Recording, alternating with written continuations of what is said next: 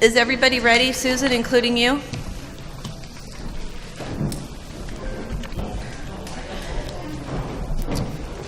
Where's my agenda? Where are we?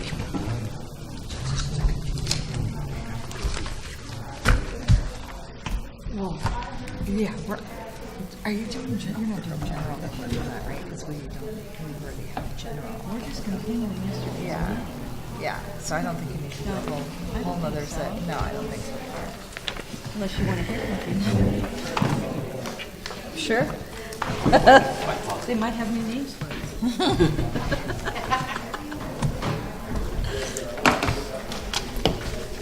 All right. Where are we at? Okay, so if everybody's ready, we're going to call the meeting to order. It is 9:12. According to the law, it's 9:09 according to the cell phone. So yesterday we ended with working on the ban ordinance that the supervisors had sent forward for us to work on. This morning, I believe that the commissioners, there's quite a bit of paper and materials dropped in front of us today.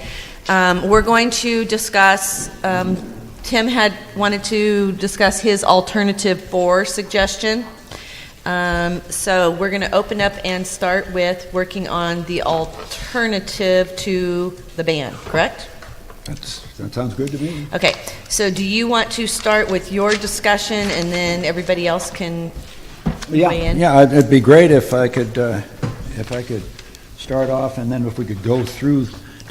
Can everybody find the proposal I gave you yesterday? No.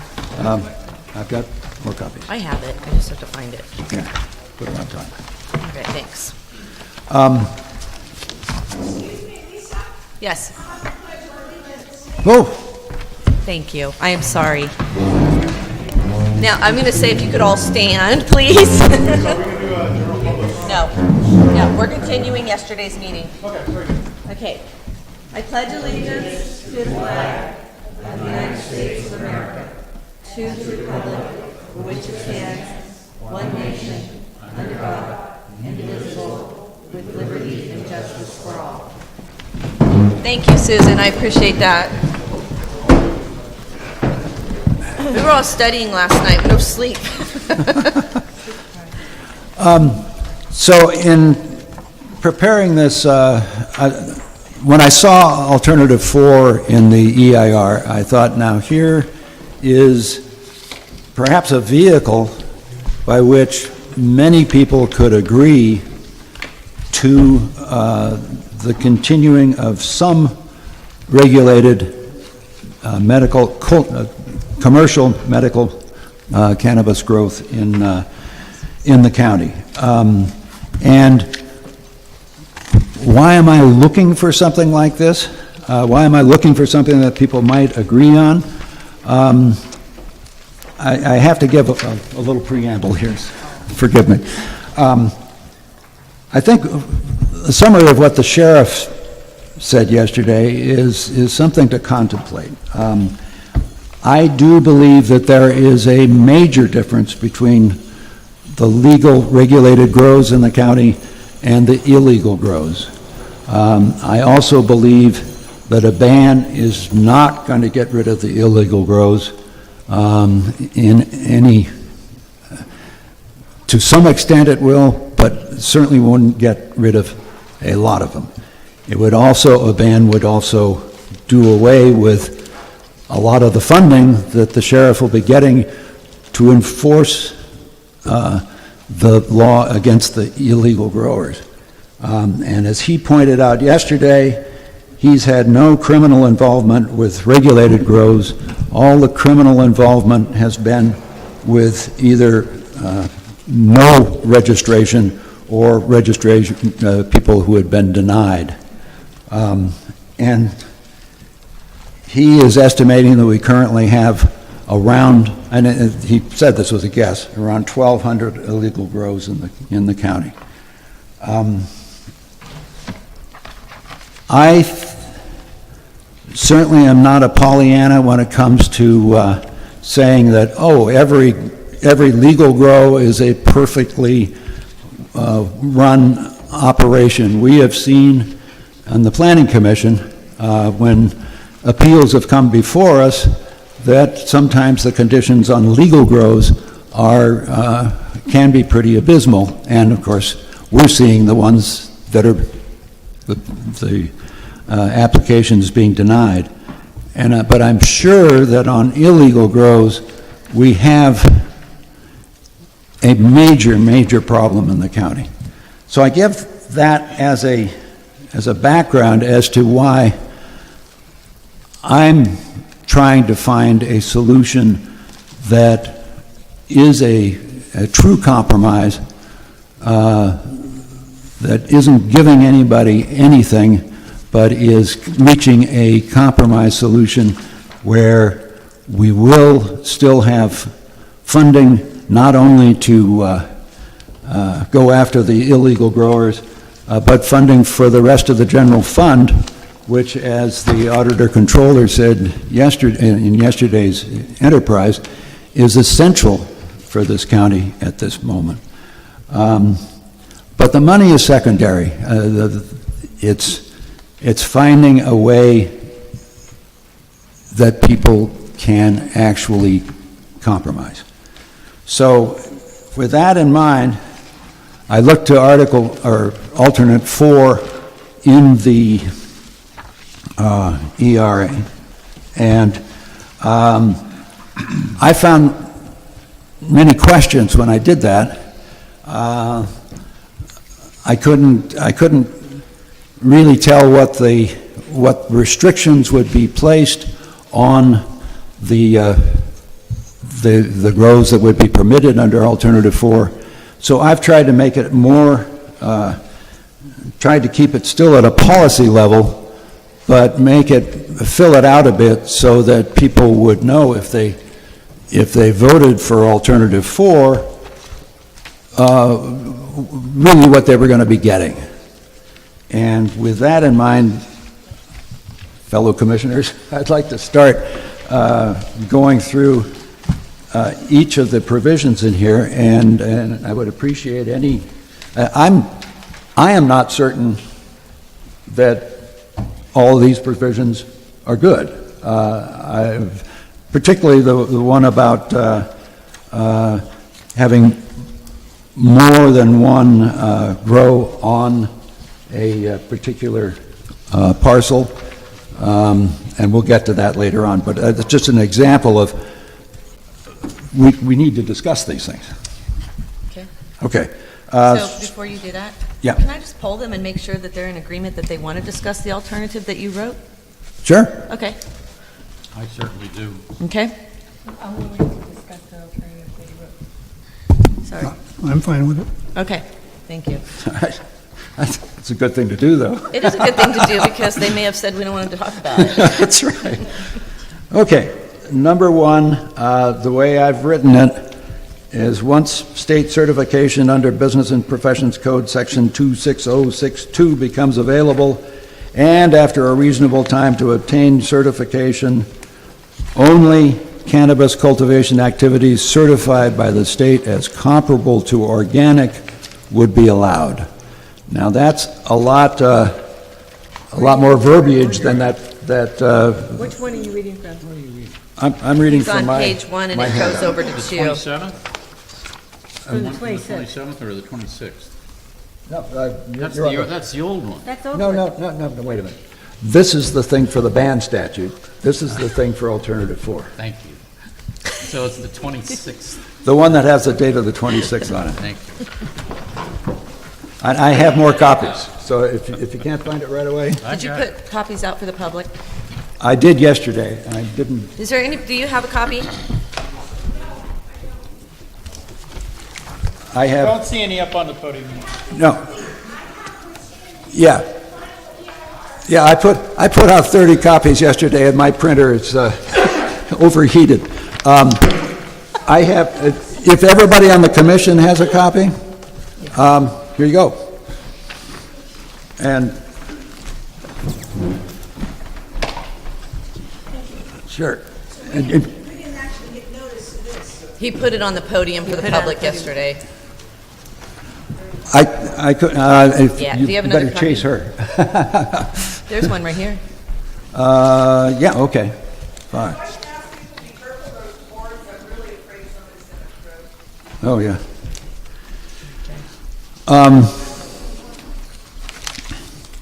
Okay, everybody on the same page, literally? The number one, it was much simpler stated, more simply stated in the EIR, which is just said it required it to be organic. Well, the organic is a term that's controlled by the federal government, and as you know, the federal government isn't playing in this field right now. And but the latest state statute commands the Department of Food and Agriculture to establish a program for cannabis that is comparable to the National Organic Program. That's why I have that in there. Well, I don't know that that even needs to be in there because the state is going to require testing, and if they pass the state testing, that's the go-ahead.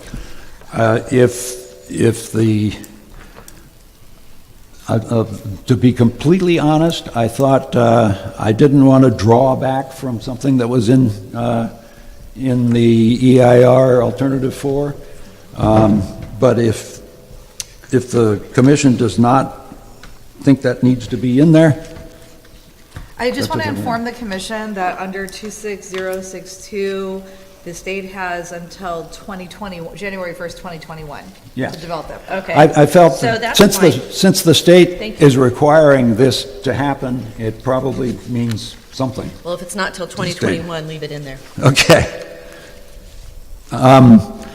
Number 2. Well, Commissioner Radish, Yeah. could I speak to number one? Excuse me? Yeah. As was mentioned yesterday by some growers, there is the California State Department of Pesticide Regulation did come out with a publication dated September 22 called Legal Pest Management Practices for Cannabis Growers in California that lists the ingredients in pesticides that are legal. And that'll tell you what you can use. My suggestion would be that in lieu of number one, we simply reference this as something that the growers would have to follow. Well, I think maybe reference both, since the state seems to think it's important that there be this comparable to organics and I certainly have no problem with putting that in, but maybe we ought to have a reference to what you have in addition to the organic. That would be fine with me. Can I just also clarify, I'm not reading 26062 as requiring that all cannabis be organic. I think it's an optional. Okay, I just want to No, clarify. I understand that. This is my version of the requirement in Alternative 4 that they be organic. Okay. Okay. I understand. Right. If I could comment on this suggestion of using this, I guess you're talking about the handout, this legal pest management Yes. practices. I haven't read it, I just saw it, but the headline says pest management practices. So the term organic, I think, goes beyond just pest management. Doesn't it include fertilizers and everything else, not just pests? That's just a thought. I'm not an expert in that area. Well, neither am I, but I do think that people should be required to use these legal pest management practices. Now, if we want to require organic on top of that, that's fine too. Do you have a specific language that you would suggest for adding that to number one? No. Well, you could just simply say the organic restrictions, including, without limitation, the legal pest management practices, and cite this thing. I think a second sentence referring to this would probably do it. You agree? Well, I'm not sure that organic includes this. I would just have a sentence that says... That's what I'm concerned about. The legal pest management practices prescribed for cannabis growers in California by the Department of Pesticide Regulation must be followed. Yeah.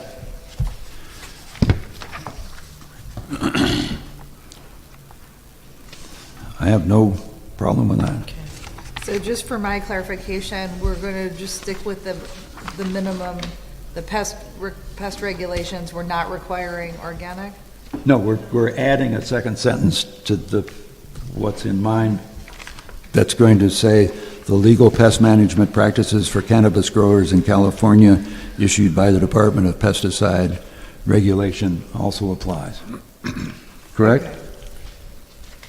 That good? Yes. Okay.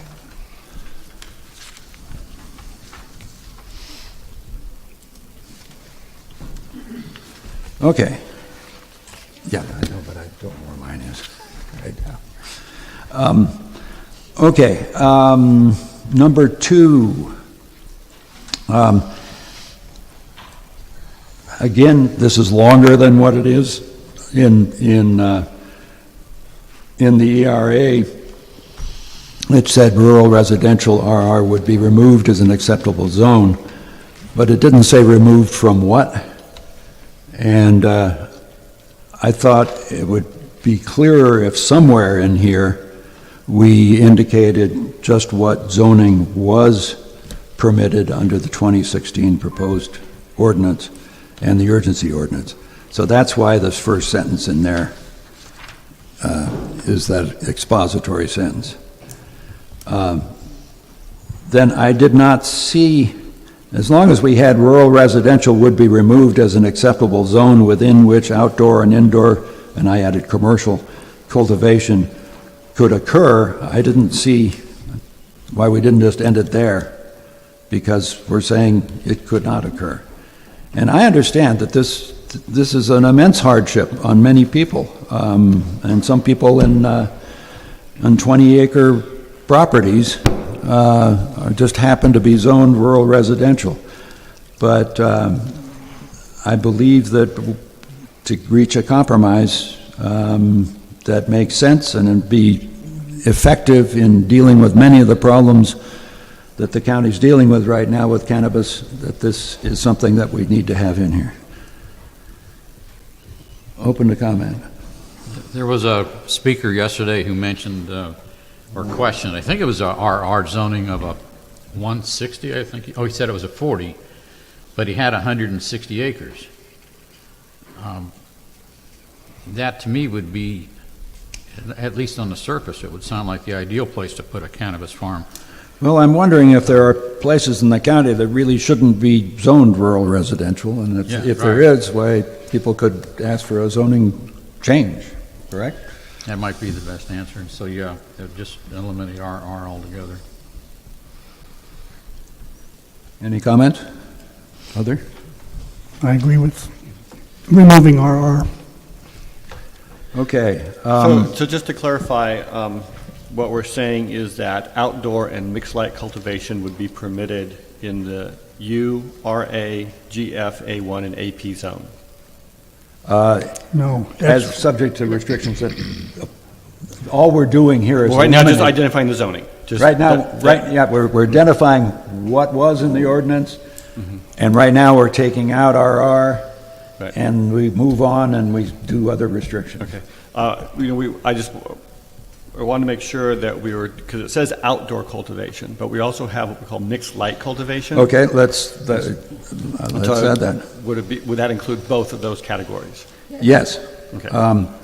But if you think it should be clearer, do you want to put in mixed light? Well, I Yes. think what's going to happen is, these are sort of basically policy directives, and this will be recommended to the board. Right. If the board decides they want to regulate and they say the planning commission thinks it's great work, staff's going to have to craft the language of Right. of the ordinance. I wouldn't worry too much about the specific language. Just want to make sure that you wanted to include mixed light Yes. in that category. Okay. Yeah. I assumed that was, with the language in the ERA, that was including it.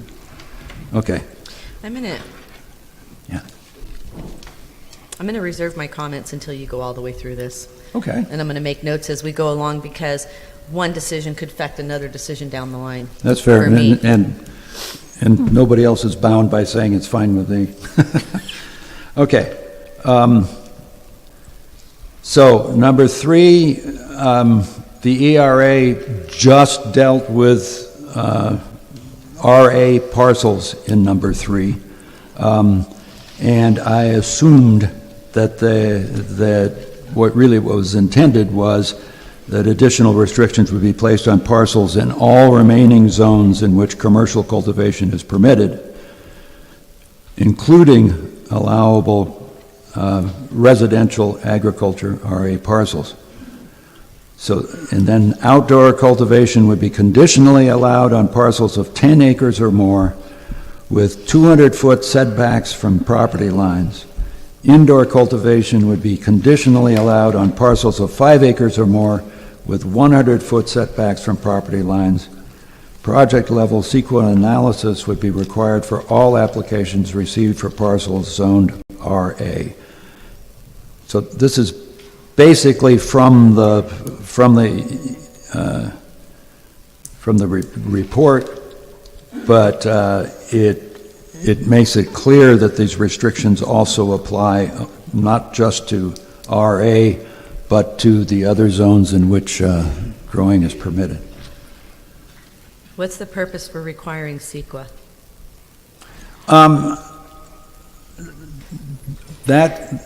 What I figure is, I mean, that was in the report, but we just heard yesterday people saying, we've got parcels where the water, there really isn't water available. I mean, or there isn't sufficient water available, and we're under the environmental impact report. I think I was saying ERA earlier, EIR, would require there to be legal water source. I'm concerned about requiring CEQA analysis means we're going to be doing a whole lot of work here. But I think maybe we need to look at each one to make sure that environmentally it is sound, with even though it meets the zoning requirements, and that it would have the setback and the size. We need to look Well, at the zoning environment. and the setbacks would be done by just hiring an engineer to mark their property. Sure. Under the CEQA guidelines, they're not going to go into specifics because nobody knows what the groundwater table is at that location unless they're going to do site testing, which according to the EIR, it takes 5 years to determine site testing for water levels. So I think it's like you're asking these people who are paying for permits through the water resource quality. They're registering with the state of California, and they're coming out to their sites. They're paying a large amount of money. I forget the amount, $5,000 or whatever that amount is that they're paying. 10? Okay, so they're paying $10,000 to the water board to assess their water situation, to make sure that they're not going to be on a piece of property that's running down into our watershed. So I'm almost feeling like they are already covering taking care of the water quality, because if they're not, we've seen the water quality board through some of our appeals writing letters saying absolutely not, this isn't going to work. I wouldn't have a problem with taking that out. It was in the alternative 4 in the EIR. I'm not sure I'd agree with anything yet anyway, but I can tell you that CEQA, I think, is, if this is something that's going to be considered, I think that's like not going to have any effect or change anything except for apply more, I don't know what it would do. We have a countywide CEQA report they can write, the EIR they can use and apply. I'd like to. What would it pick up? What additional would this CEQA report pick up that they're not already duplicating in other agencies? Well, the CEQA issue is tied to a permit type. Okay. And so the question then is, what kind of permit do you want? Do you want it to be a ministerial permit that's just approved at staff level? Do you want it to be a discretionary administrative use permit? Or do you want it to be a conditional use permit that comes to the commission for consideration for any of those that require that level of review? We'd have to do a CEQA analysis on any non-ministerial approval already. And flesh that out a bit. So if Peter doesn't have to exercise a great deal of discretion, if it's similar to what we're doing right now with the cannabis registrations, and it's a checklist that we have a very specific set of requirements in an ordinance, and he basically is just going through the list. That would be considered a ministerial approval. He's not exercising a tremendous amount of judgment, and therefore additional CEQA analysis is not required. The CEQA analysis comes in through the programmatic EIR or the whatever it was to pass the ordinance. If the way the commission and the board sets it up is that there's going to be a lot of analysis, case-by-case analysis, project-level analysis. If it's the moment we go into AUPs or CUPs, he's required by law to do a CEQA analysis for that permit review. If the intent is where some RA zone parcels may be appropriate while others may not. Right. And it becomes a judgment call. If it's not just simply a checklist, if you're this acreage and you're this far away from, other residences or whatever the checklist might be. If I can check those all off and say, yes, yes, yes, yes, okay, you're approved, you're issued. If it requires me to make a judgment call or you to make a judgment call that this is appropriate in this location, because of these reasons, or it's not appropriate because of these reasons, then you're using judgment. Then it's discretionary, and then the project would be subject to CEQA. And that's true whether or not this language is in there or not, right? Right, Well, no, it depends on how we establish an ordinance. If we're Yeah. saying, here are our standards, you meet these standards, you may cultivate. Okay. If we're saying, maybe in these zones, and we want to look at it, access to the property, unique, what are the adjacent properties? Okay, Then well- it becomes discretionary, and then we have a choice of, do we set it up as a administrative use permit that's handled at staff level with appeal process, or do you want a conditional use permit that comes to the commission for each one? I wonder if having the language outdoor cultivation would be conditionally allowed. That suggests a conditional use permit, which would require project-level CEQA analysis. So if you have that in there, you don't need the project-level CEQA analysis. Well, if it says conditional, and if you're directing staff to require a conditional use permit, if by saying conditionally, you're telling us what we want is for the director to decide on it might be allowed in an RA zone, but we specifically want the director to also look at the individual application to see if this project in this, even though it's RA zone, you don't want everybody in an RA zone to be able to qualify. You want the director to make a call based on that specific location. At that point, we would have to there would be no way around doing a CEQA analysis if that was the direction. Okay, since this is language that I did not draft, and perhaps, Peter, you have a better idea. I wouldn't worry too much about the specific language that was in here. Okay? What is it that you as a commission feel is appropriate? We have a broad range of scope here within the context of the EIR. Everything between complete prohibition Right. to up to the draft ordinance that was released that allowed it on 2-acre parcels in almost every zone. So if you want to scale it back in any way, you want to create an additional administrative or conditional review process, that is within your discretion.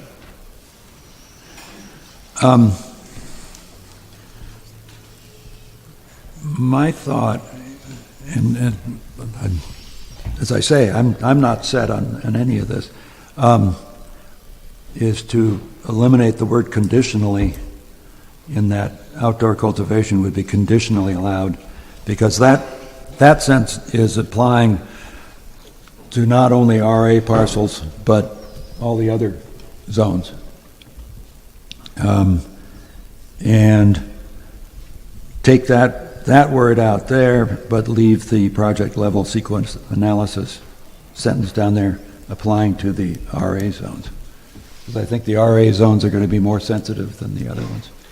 So what I'm hearing is that in the other zones that essentially the A1, the general forest and ag reserve zone, it would be allowed as a permitted use.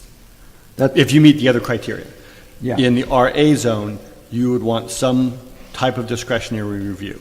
That's where I'm headed right Okay. now. Well, if you are leaving. Can you articulate what kind of discretionary review? Do you want staff level, or do you want it to come to the planning commission?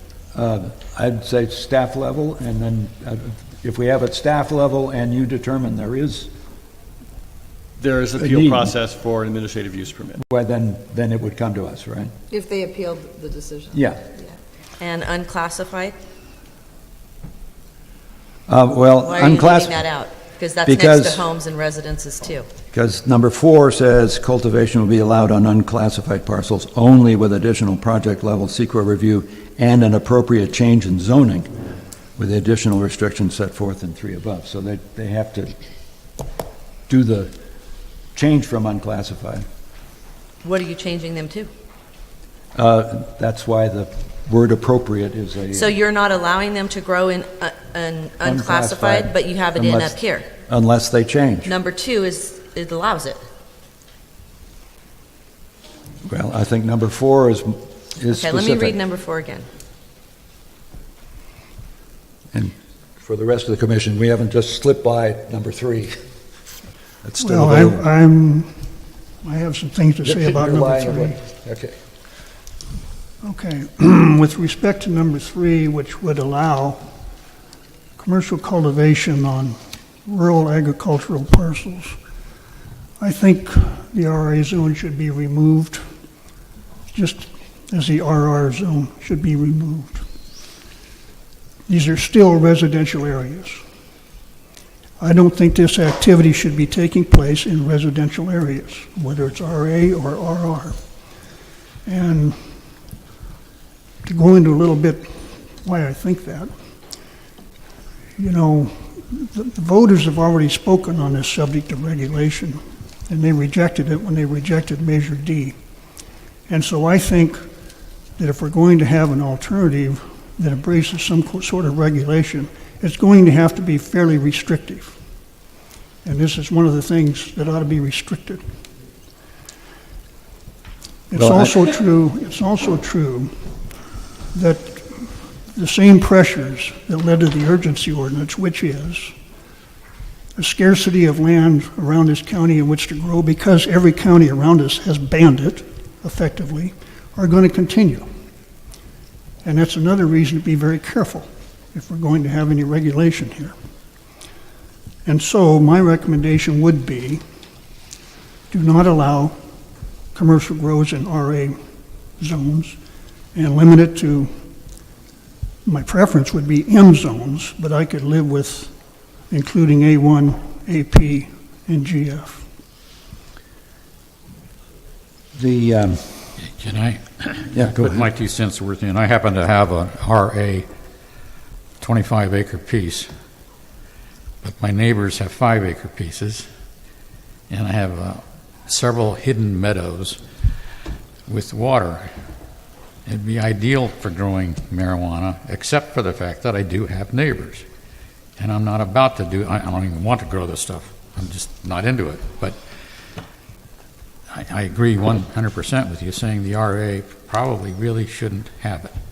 And I don't know if there's any larger parcels than 25. That's pretty good size for RA. I suppose there could be, like I said before, the large ones, 120, 160. Are there any that big? Parcels of For larger than... RAs? RA, yeah. Oh, yeah, there's many. Well, once you get that big, I'm not sure I'd agree then. Perhaps what we should do is... I need to say I'm something sorry. else. Yeah.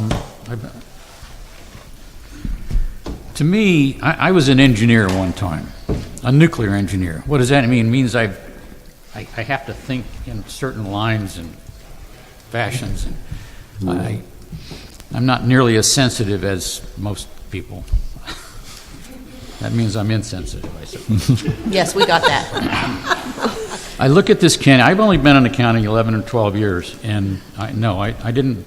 I wasn't born here. I didn't grow up here, but I sure do like it. And I certainly don't like the illegal activities, the smells, the criminal activity itself, everything, all the bad things we've heard about, the bad actors.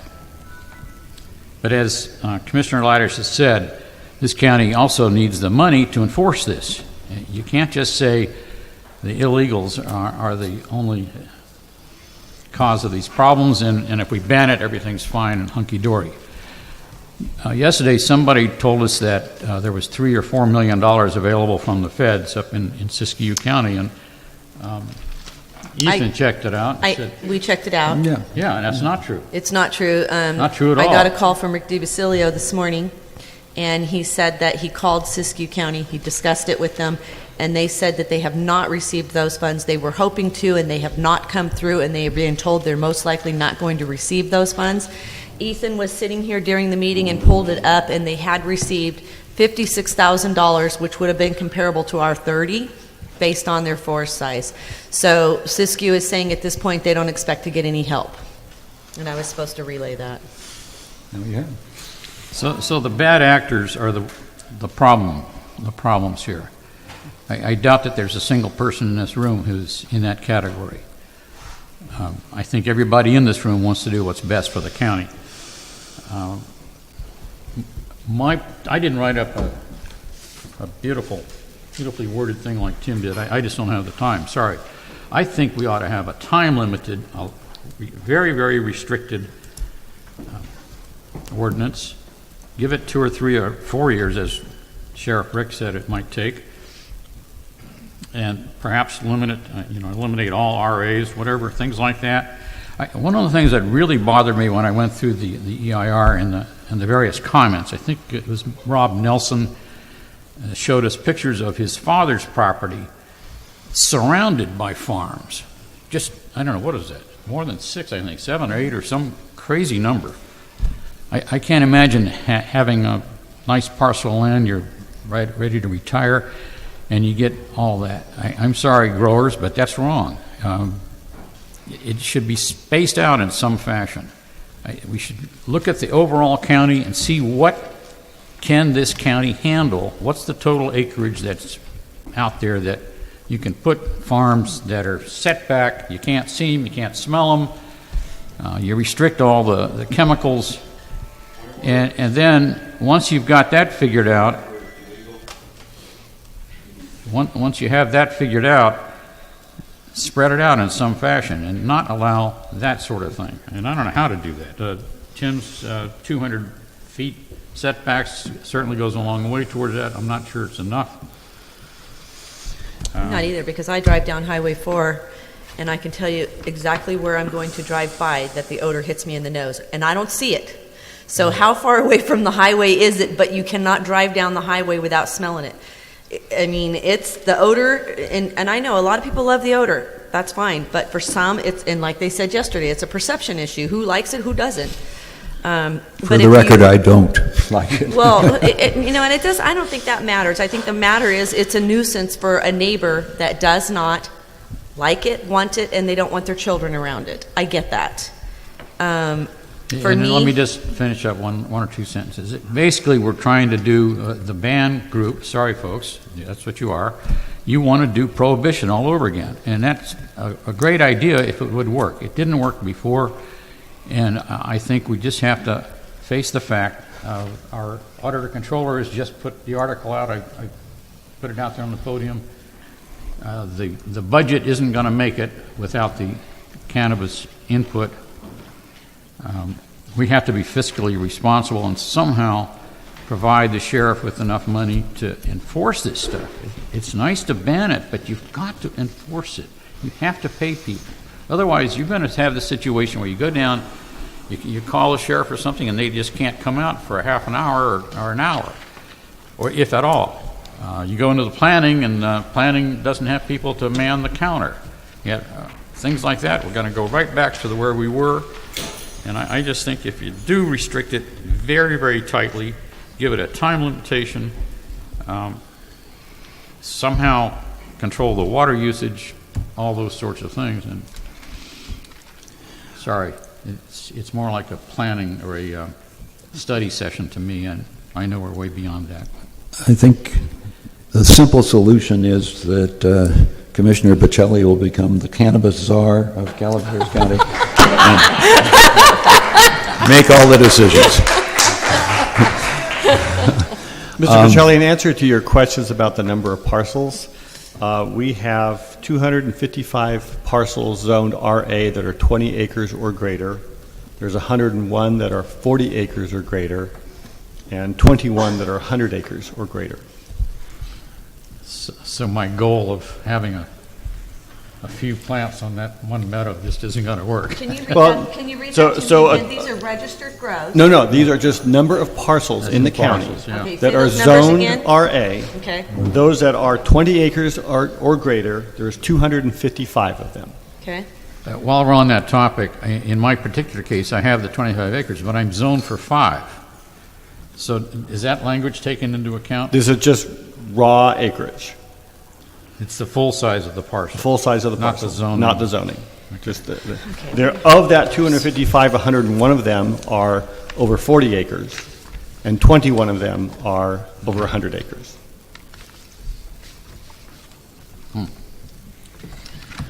And how many of those are currently registered as grows? I'm looking at my list. I had those numbers. I'm sorry? What about currently registered RR? That's being removed under alternative 4 in the EIR. We're not supposed to be talking.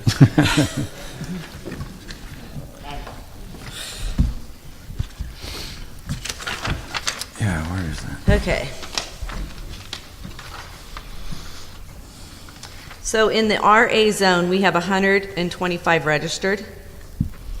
Of those 125, 20-plus acres, there are 35.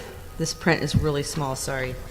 I've got a bigger one if you'd like it. Well, please. Or, oh, that was horrible. Okay, so in the RA zone, there's 125 registered grows. 35 of them are on 20-plus acres. 36 of them are 10-plus acres, and 48 are 5-plus acres. Yes. There's 125 registered grows in residential agriculture. 35 are registered on 20-plus acres. 36 are on 10-plus acres. And 48 are on 5-plus acres. So if we eliminated RA, we'd eliminate, what would that be? 125 Two-thirds grows. of all the registered ones? It's over 50%, isn't it? Well, then you go into your RR zone and you have 255 registered grows. It's double the number of RAs. This is not the total, this is not those that have been issued. These are the ones that are either issued or Potential. in process still. Yeah. The only issued is what, 250 or something? 184. 184. Not even 200. Not even 200 yet. So the 135, I think you said for RA would be, They're the ones either issued or application pending. that'd be a pretty severe restriction. But The frustrating thing to me is that we are on this deadline, the urgency ordinance expiring. We need to give clear policy direction to the Board of Supervisors.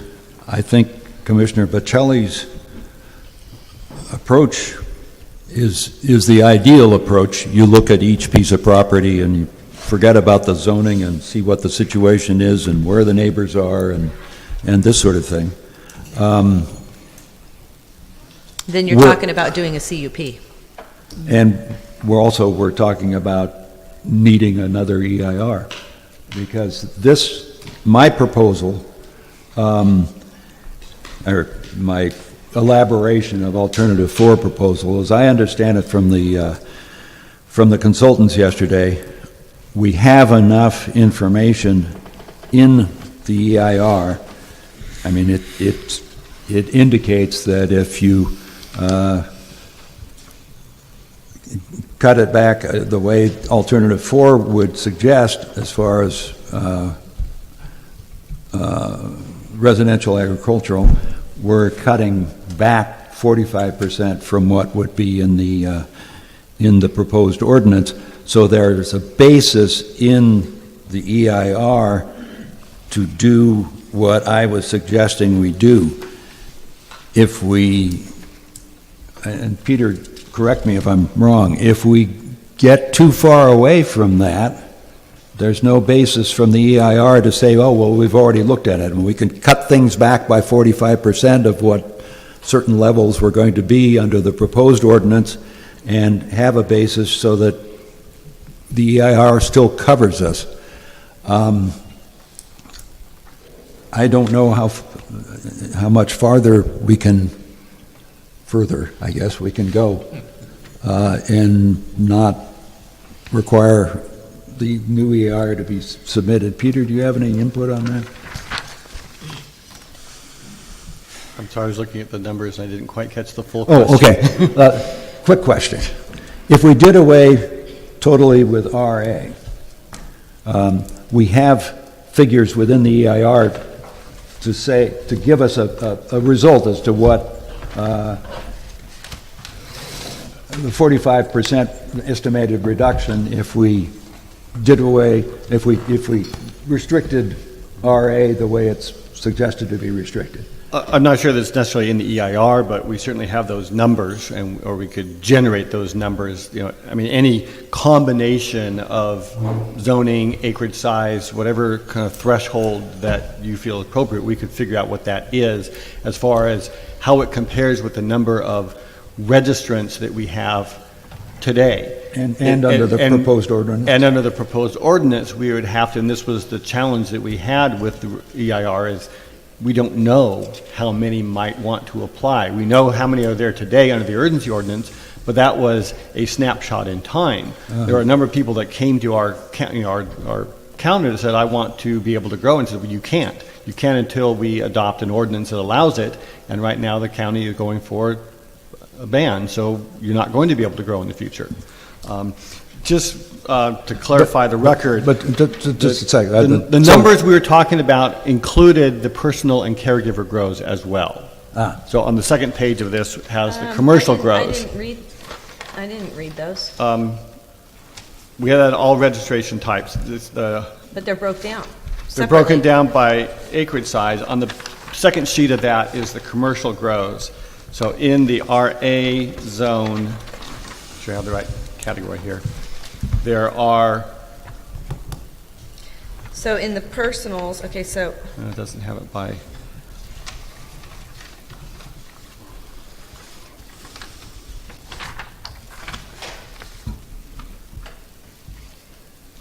so anyway, just to keep that in mind, that those aren't all commercial grows. We have, about 700 applications for commercial grows. 184 of those, incidentally, the exact same number that have been issued have been denied. So we're down to a little over 500 approved or pending applications for commercial. We also have another 400 or so personal and caregiver grows that are, 100 or 200 square feet. So just keep that in mind if you look when we're considering those numbers. Unfortunately, I don't have a breakdown of what that is with me right now. If I understood you correctly, I Peter, as long as we're dealing with eliminating zoning, various types of zones, we could do that within the existing EIR? Yes, anything that scales back the amount of cultivation that could occur under an ordinance. Okay. That is related to one of the proposed mitigations or alternatives. So alternative four, said, let's, remove, require a minimum parcel size and remove the RR zone, just very generally. If they said 10 acres was the minimum, you said, well, if 10 acres is good, 20 acres is better. And so that would be a further reduction of the impacts. As long as any changes you make don't increase the impacts or create a new impact, then we're within the confines of the environmental analysis. Okay, great. I'm just wondering if under the current circumstances and with our time limitations, by requiring the project level CEQA analysis for parcels zoned RA, we could deal with some of the concerns that Commissioner Bocelli is stating, as far as we'd be dealing with the environmental impacts on neighboring properties, so we would be taking a look at things on an individual basis. Is that? Let me do this. Let me poll the commissioners before we spend too much time on this one topic. Commissioner Wooster, do you want RR in it? I want RA and RR removed from the acceptable zoning. Okay. Sisk? RA and RR removed. Okay. No, I think the RA should have a minimum size of 20 acres or more. Okay. And you want both, or you want RA only? I'd have RA with the limitations that are in here, including the project level CEQA analysis, but I think if we increase RA to 10 acres or more, 10 acres would not be enough. I mean, to 20 acres or more, then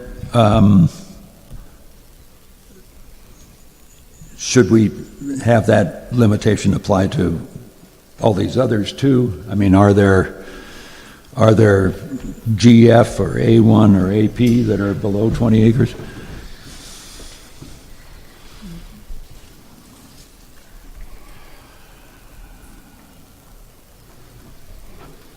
I see you in that nodding. I'm sure that, I don't have the numbers of parcels handy, total number of parcels. I know that I'm sure there are some.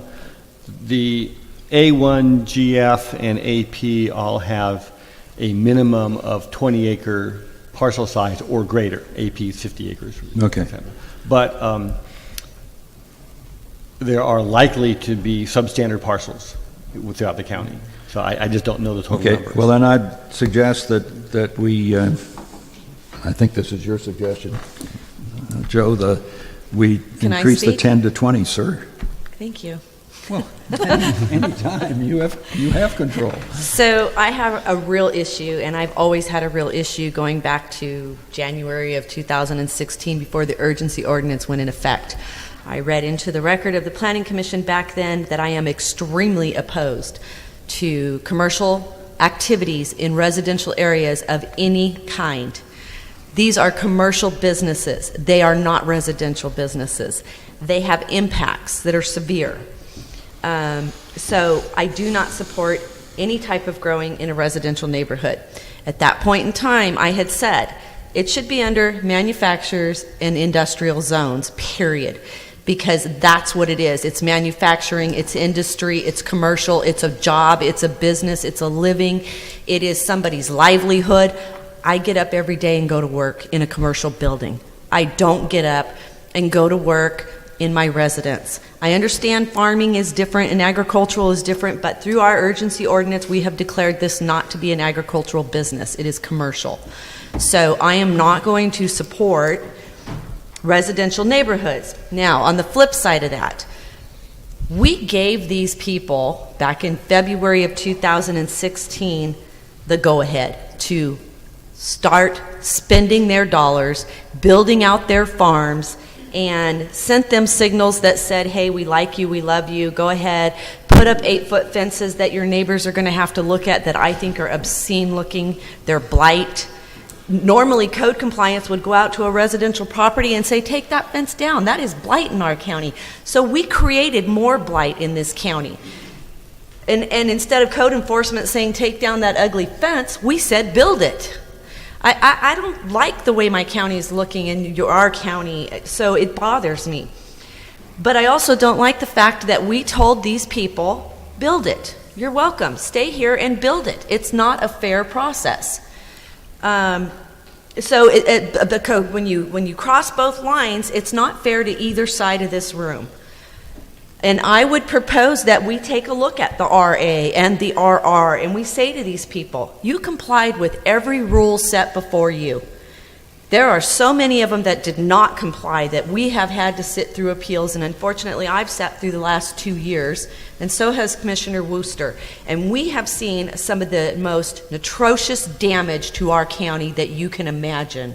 I have heard from neighbors that have lived through hell, and I don't know how else to put it, but I've heard it. And if that were me, I would not be a happy camper. So, in all fairness to everybody in this room and out of this room, if they have been approved, they have met every guideline set before them, then I think that we should say to them and give them some sort of opportunity to say, we're sorry you started your commercial business in the wrong location. The Board of Supervisors are either going to ban this, or we have to find a better place for you. You are a commercial business, move into manufactured, industrial, or unclassified that can be rezoned, or whatever that it is, but it is not meant for residential neighborhoods, and I'm sorry. I listen to the school board. I listen to them talk about the children. They go to school. They have baby wipes. They have clean clothes for these children because they live on marijuana farms, and they stink, and they're being bullied, and it is not fair to the children. The parents should be going to work, not bringing their children into that mess. I'm sorry. That's just my personal opinion. I've heard it from every side. I am sympathetic to every side, but I think there is a better way to fix this and make it compatible so that the people that have invested their money into this can continue their livelihood. The people that are living in hell because of it don't have to live that way anymore. I have a very hard time saying anything wrong about it. How do we do it? Well said. Sorry, I didn't mean to go on a rant. No, I think that was very well put, and yes, you want fairness. I do want fairness. And you want a situation that's environmentally pleasant. And that's reasonable, but how do we... Okay, so we point... That's our challenge. How do we do that? You take and you say, you're in RA, you're in RR. You reference CEQA. Peter talks about a conditional use permit. For me, RA and RR have got to go. Doesn't belong in a residential neighborhood. I can't do it. But you've still got multiple other zonings there. And if they are somebody that has complied and passed the registration guidelines that were extreme, and they're still pending waiting to be approved, give them an opportunity to take their license and move, but not allow any more. Otherwise, the supervisors will ban this, and RR and RA will have no opportunity, and they will be walking out the door and out of this county. So, you can at least give them an opportunity to move their registration to an appropriate zoned property, away from residences. And we do that. I mean, this... Where do we do that? We don't. We say, RR, you're out. RA, you're out. We don't give them an opportunity to take their commercial business elsewhere. Number 10.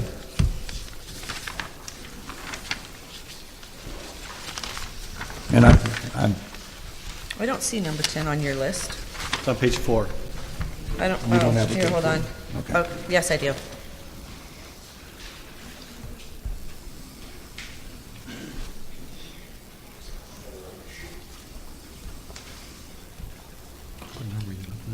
Number 10 on page 4.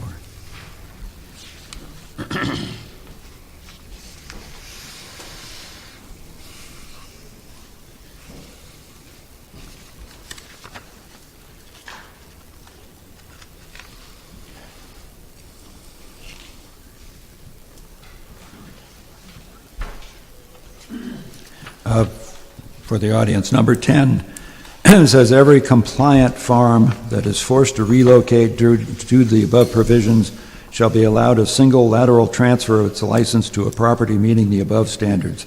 Those relocating farms shall be allowed 1 year to shut down, 2 more years to restore that property, and to move to an appropriate property with appropriate permits.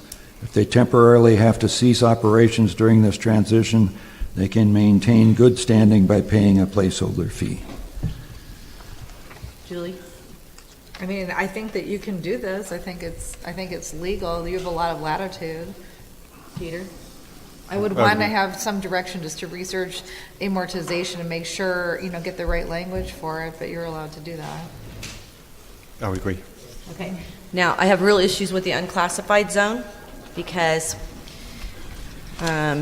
I think you'll find unclassified is a lot of the county. unclassified is a lot of the county, and I know that unclassified is in residential neighborhoods. That's true, and that's why. And so this is another issue for me. And when we talked about the conditional use permits, the administrative use permits, I think if it's an unclassified zone, there right now is 200, it's the most, there's 268, I apologize, this print is super tiny.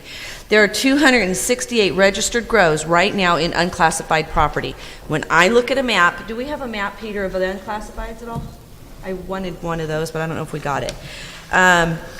The unclassified zones could be next door to a residential home. That's an issue for me once again. It could have a And residential that's home why I on was it. bringing that up in your earlier number 3, I believe. Yeah, but that's why number 4 has a specific requirements Well, for unclassified zones. I think That under- you have to get a zoning change to an appropriate zone. Okay, then I can the- go with that. If number 4 is, Chair, can I yes, please. go back to my own situation? I have M2 all around our RAs.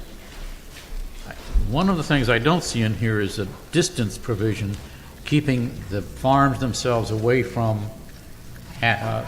homes, Okay, inhabited buildings.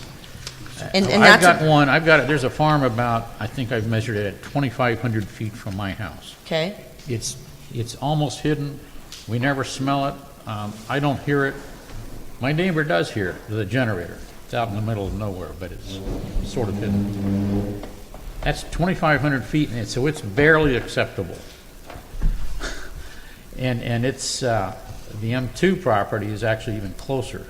So it's not just you and, okay, so The use I can and the- speak to that a little bit with just my own personal feelings. right?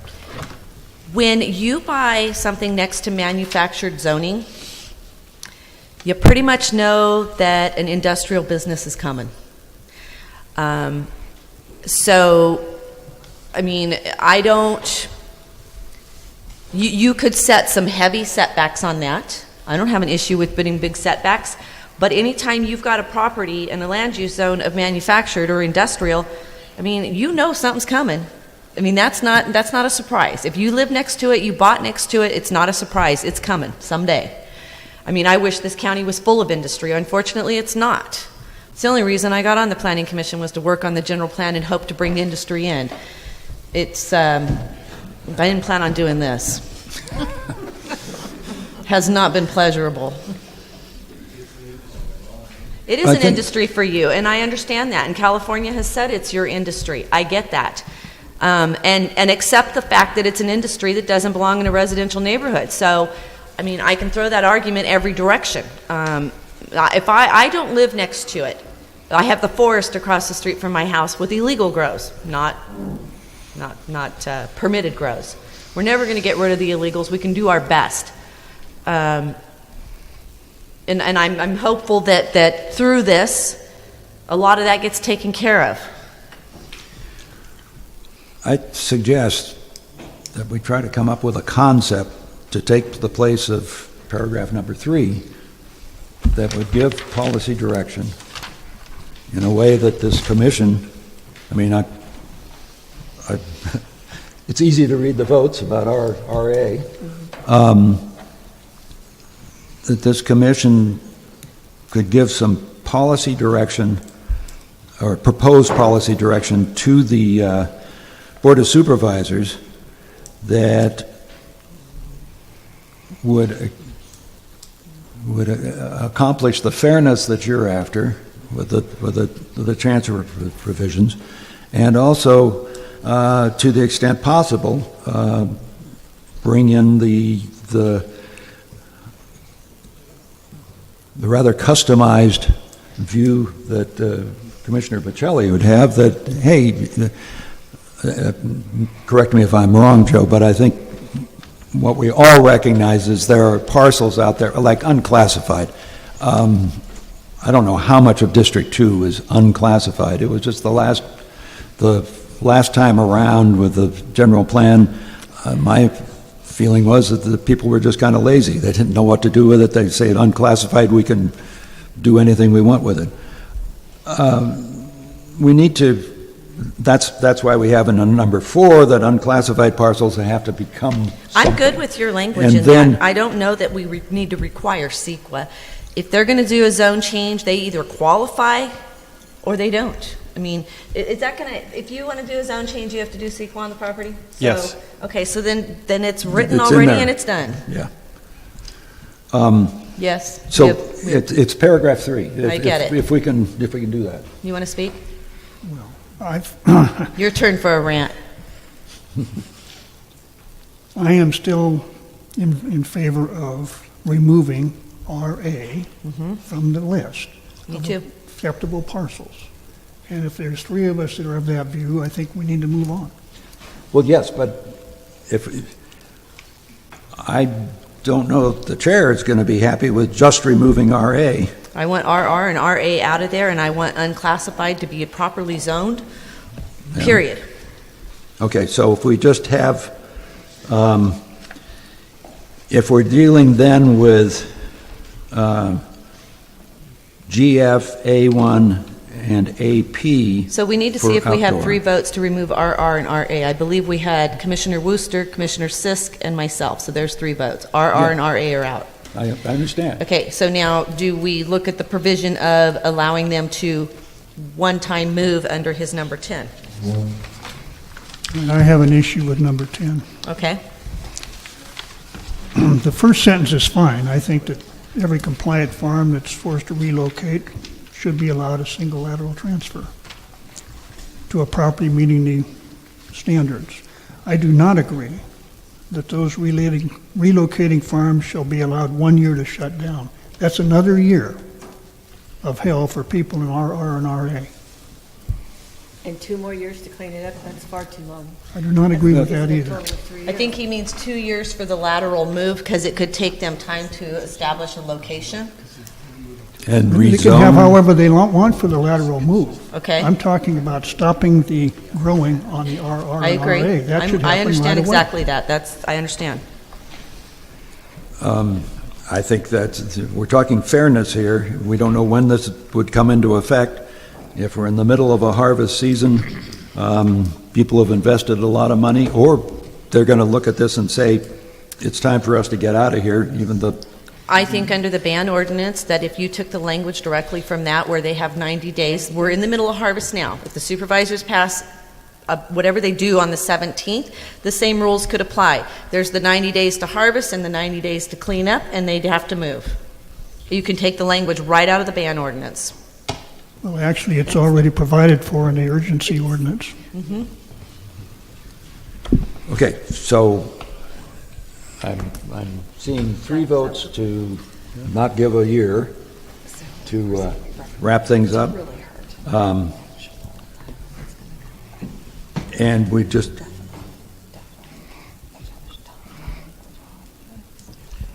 So essentially, you're saying delete the second and the third sentence altogether? I think it's, Yes. well, I think you'd take out the 1 year to shut down and,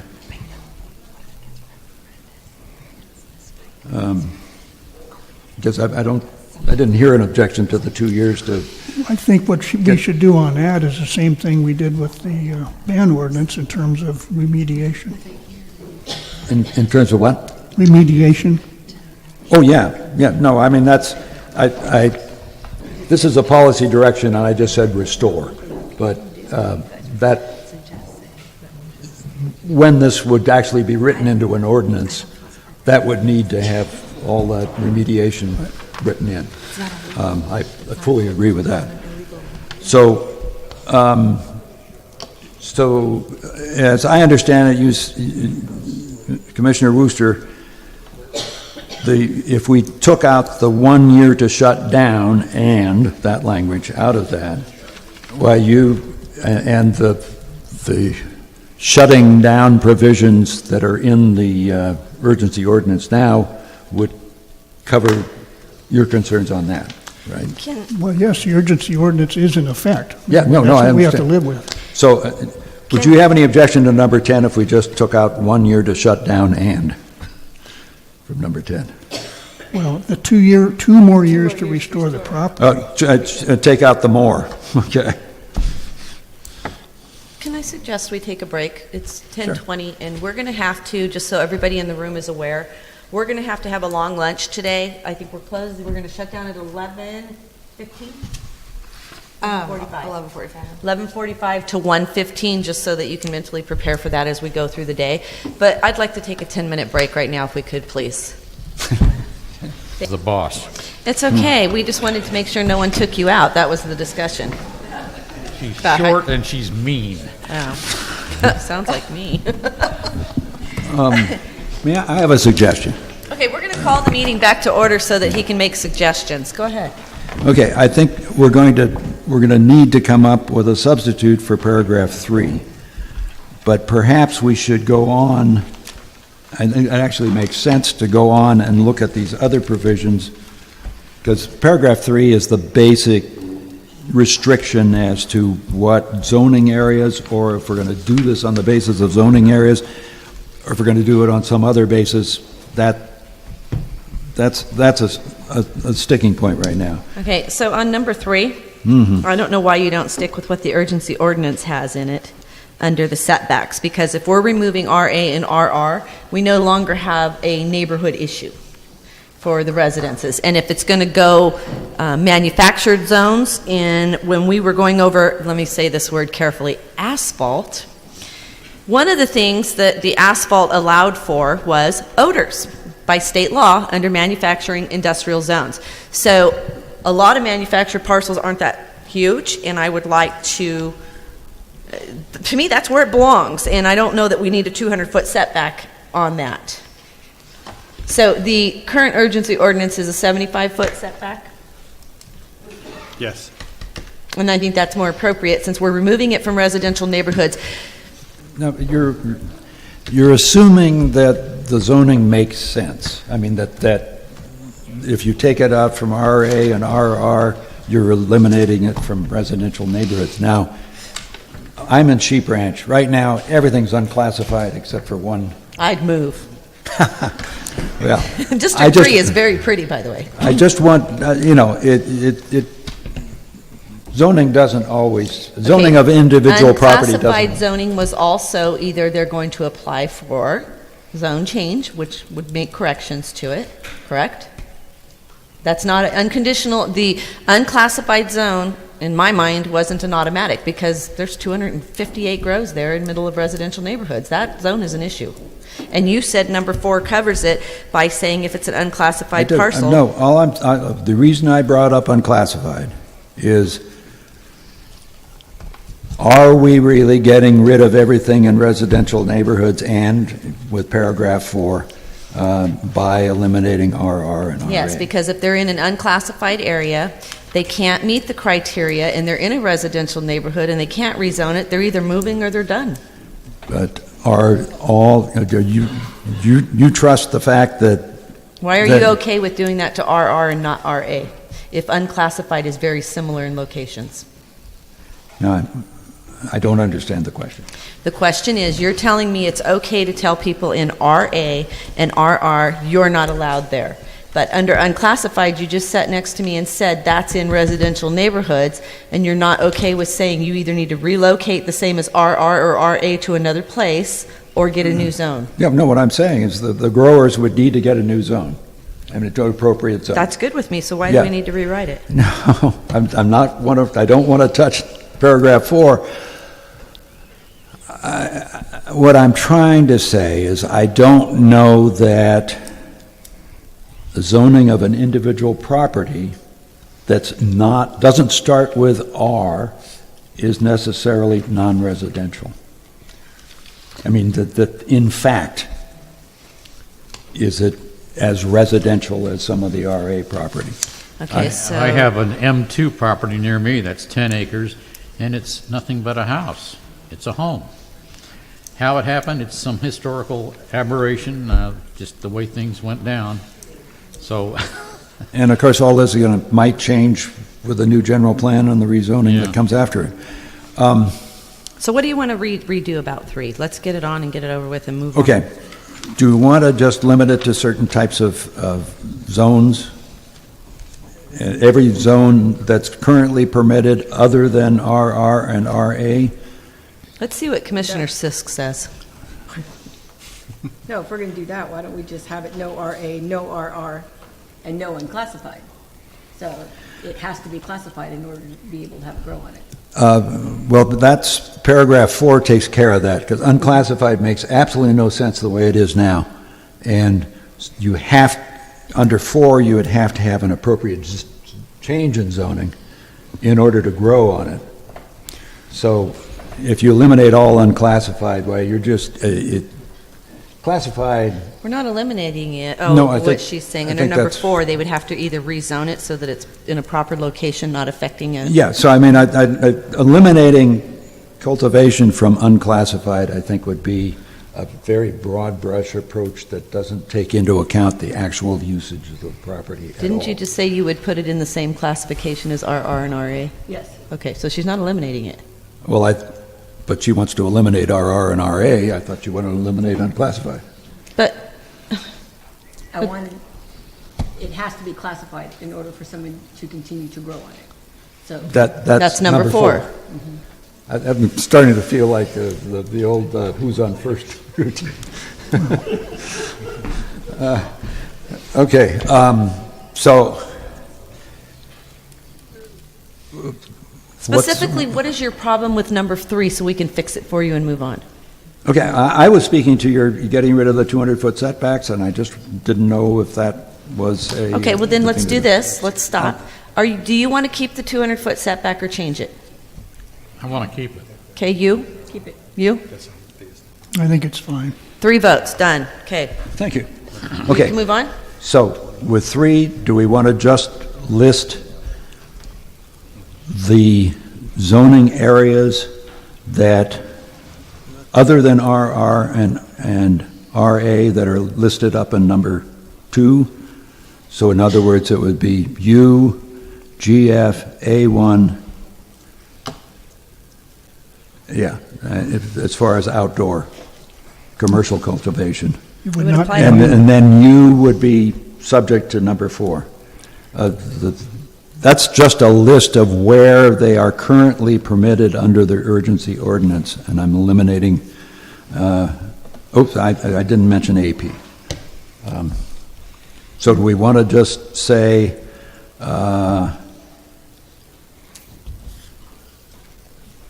change number 2 to just say rural, residential, and residential agricultural would be removed as acceptable zones within which outdoor and indoor commercial cultivation could occur? That seems, oops, excuse me, I'm very sorry. That seems to be the sense of the commission.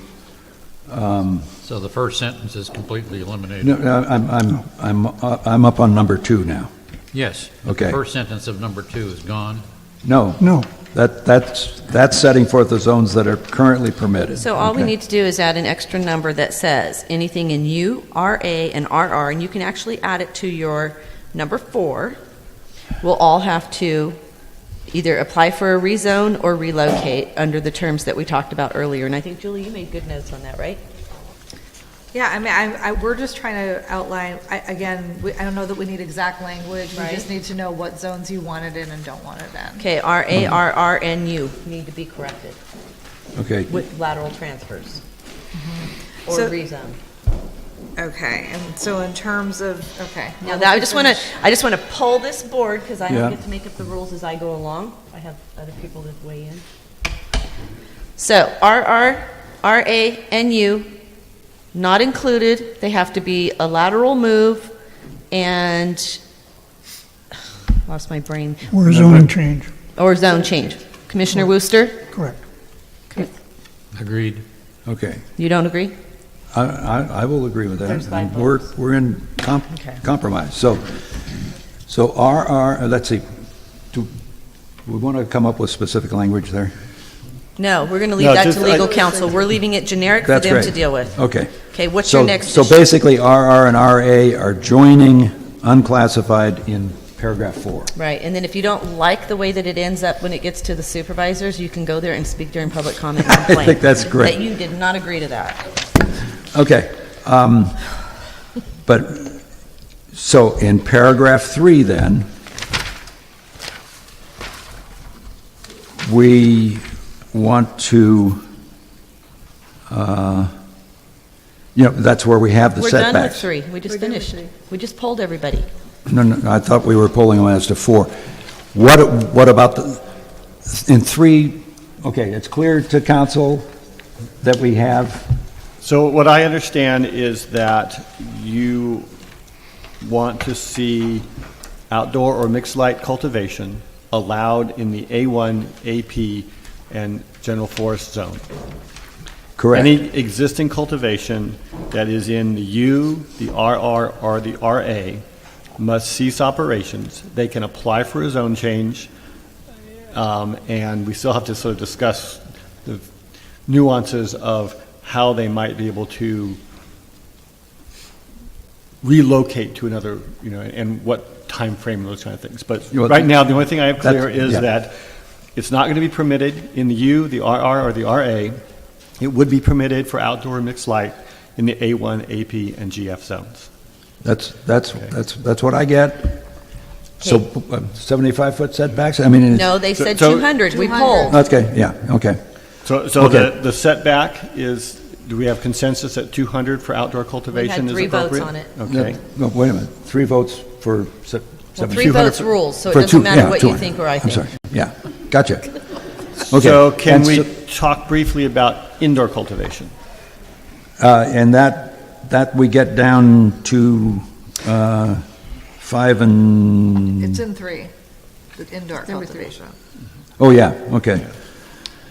So, okay, I'm just open to discussion about the sentence about indoor cultivation be conditionally allowed on parcels of 5 acres or more, and I have 100-foot setbacks from property lines. 5 acres is not enough, needs to be bigger. For indoor? For indoor? I live on 5 acres, I don't want my neighbor to have a, So, Well, we do get down into the indoor cultivation. And maybe you want to consider the industrial zones differently than other zones. Do you want indoor cultivation on A1, AP, or GF? oh, that's true. do we just- want indoor on those 3 Do you zones? want to allow people with those zones to grow indoor as well as outdoor? And I think it doesn't really matter. as a part of that consideration, take a look at 5 and 6. Because we're talking about indoor there.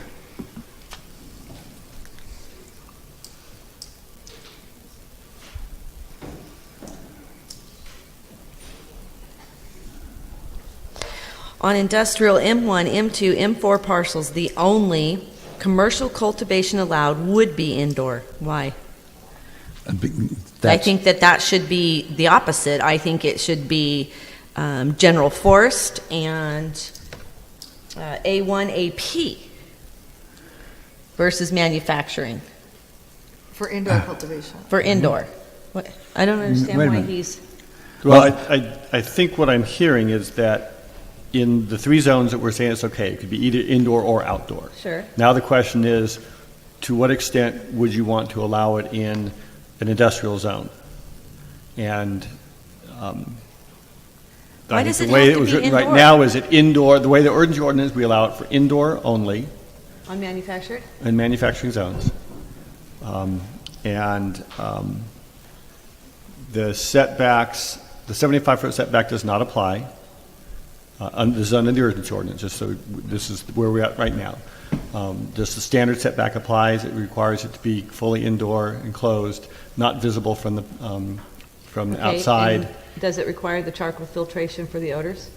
It's not a part of the current ordinance, but it certainly could be a part of a proposed Because I alternative. have been to one of them that's indoors, that when you walk up or you're inside of it, you don't smell it with those charcoal filtrations, and it is in a center with other businesses. I've had similar experience. I should mention, some of this I just took from alternative 4 that was Mm-hmm. in there. So this is all open to suggestion. I think I would leave it with the way that you have it currently. You're talking about number 5? I think number 5 is fine. Yeah, I agree. Okay. And I like the 200-foot setbacks from residential. I think that's good, and I think that helps with what Commissioner Bocelli was speaking to. If it's next to a residential, then it needs to be taken into consideration, right? Somebody mark on the wall, please. I think I got a point. Noted. Thank you, You Chair. did get a point, you did. Okay, so I will agree with you on that Okay. one. What about number 6? But can I pull everybody else before we Oh, move no, yeah, on, because I don't sure. get to do this. Sure. Commissioner Worcester? Yeah, I think I said 5 is fine. Okay, That's good. okay, Yes. okay, we're good. Now you can move on. Wait, Okay, but Well, wait. we're still back on the second sentence of, of 3, or the last sentence of 3, where we have indoor cultivation will be conditionally allowed on parcels. And we're assuming that now we're talking, when this was written, well, that was going to apply to RA as well as others? I'm not sure. Well, RA's out, so that doesn't No, apply. I know. But it applies to the other zones, okay? So indoor cultivation would be conditionally allowed on parcels of 5 acres or more, and so we're now Okay, so talking you want to about... put that to 200 feet to be like the others if it's next to a residence? Or are you requiring that 100 feet no matter what? Let me read it so you all know what we're talking Yeah. about. He is saying indoor cultivation would be conditionally allowed on parcels of 5 acres or more with 100-foot setbacks from property lines.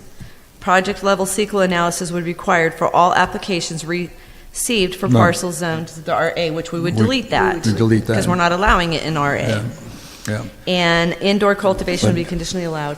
I think that we're overriding that when we come down here to the 200-foot on M1, 2M, and I think that all zones should apply to 200-foot setbacks if it's next to residence. Yeah, but on 3, as long as it's clear to staff, are we saying indoor cultivation?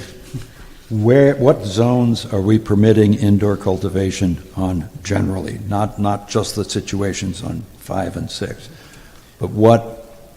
All What- zones. All zones? All zones. Including RA? Yeah, well, RA's out. No. Okay, so we are permitting indoor cultivation on GF, A1, and AP, as well as M1, M2, and M4. Correct. Correct? Yes. Okay. Yes. Are you taking notes on I've that? got that, yes. You got that, okay. And then, it's the setback question, It's 200 feet. 200 feet from We polled everybody. residential uses. You went This is- backwards on us. Well, yeah, we had to, okay. I thought we had to clarify We did, we paragraph polled 3. everybody. Okay. And then you went back 3 moves. All right. So This is like I want to make Monopoly. sure I've captured it now. You've So got it. it's 200 feet from an adjacent residential parcel Or from property lines. From property lines. from the property line, if it's adjacent to a residential parcel, or anywhere. Anywhere. I would say any adjacent parcel, because eventually, I mean, someone bought that to build on it at some point as an investment, so it should, if it's residential parcel and it's next to it, it has to have a decent setback on it. Okay, so from But residential. we're not talking about residential, are we? Well, so if We're you're talking an about the industrial setback. parcel, If it's next to a residential property, then the setback goes to 200 feet. That's what they were saying, and that's what we All polled. right. Yep. Okay, that's, you have that, Peter, from residential? so it's 200 feet adjacent to a residentially zoned parcel. Yeah, For indoor. for indoor. That wasn't. We're just talking indoor right now.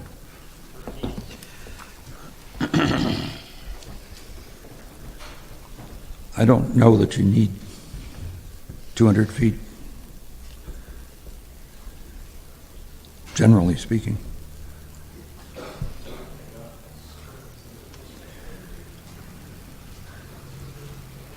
I understand 200 feet from residential If it's not next to a residential, Then I said, What's let's our- fall back on the 75-foot. then fall back on the 75-foot. So we have a number of existing industrial zone parcels that have registrations that the existing structures in which they're growing in are probably, 5, 10, 15, whatever the minimum zoning requirements are, because the 75-foot setback did not apply to indoor cultivation. But they're not next to residential. I think, Peter, what we're talking about in this, in That's paragraph my question. 3, Yeah. I thought I just heard a 75-foot setback. Yes, you That's did. going to be applied to indoor cultivation regardless. that's, I think, what you heard. And I'm not sure we're all clear on that. If it's indoor and it's under a charcoal filtration system, there is no odors being exposed to public whatsoever. I- Under the current rules and guidelines that people are growing under.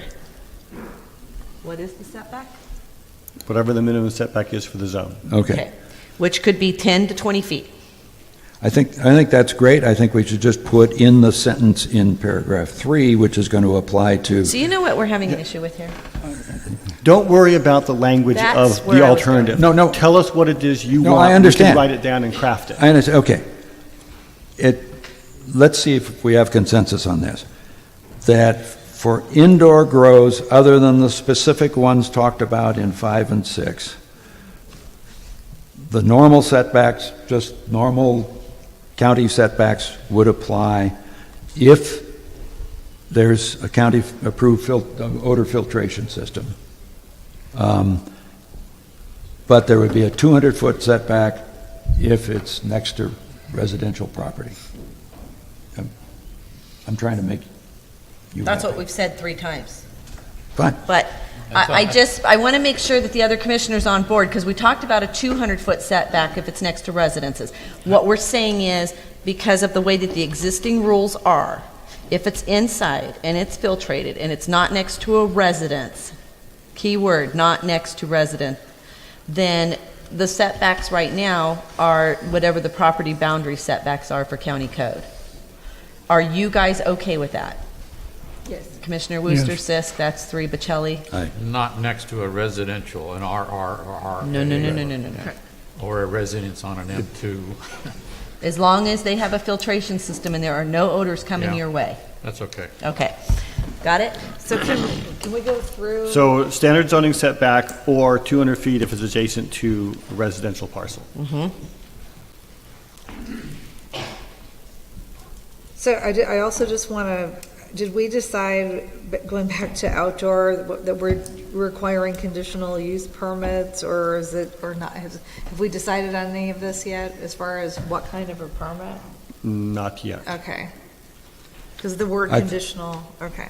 Right. Let's That- grab that, Julie. Where are you? That was, I think, when we were still trying to work RA into the picture. We struck that. Okay, So at this point, we're looking at ministerial permits. Yep. okay. And that, everybody agree on that? Okay. Okay. Okay. So Right. is there any discussion on minimum parcel size? Okay. Minimum parcel size, which is what, back on paragraph 3.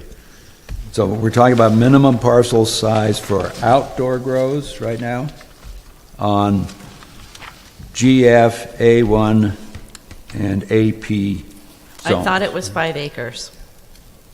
Outdoor?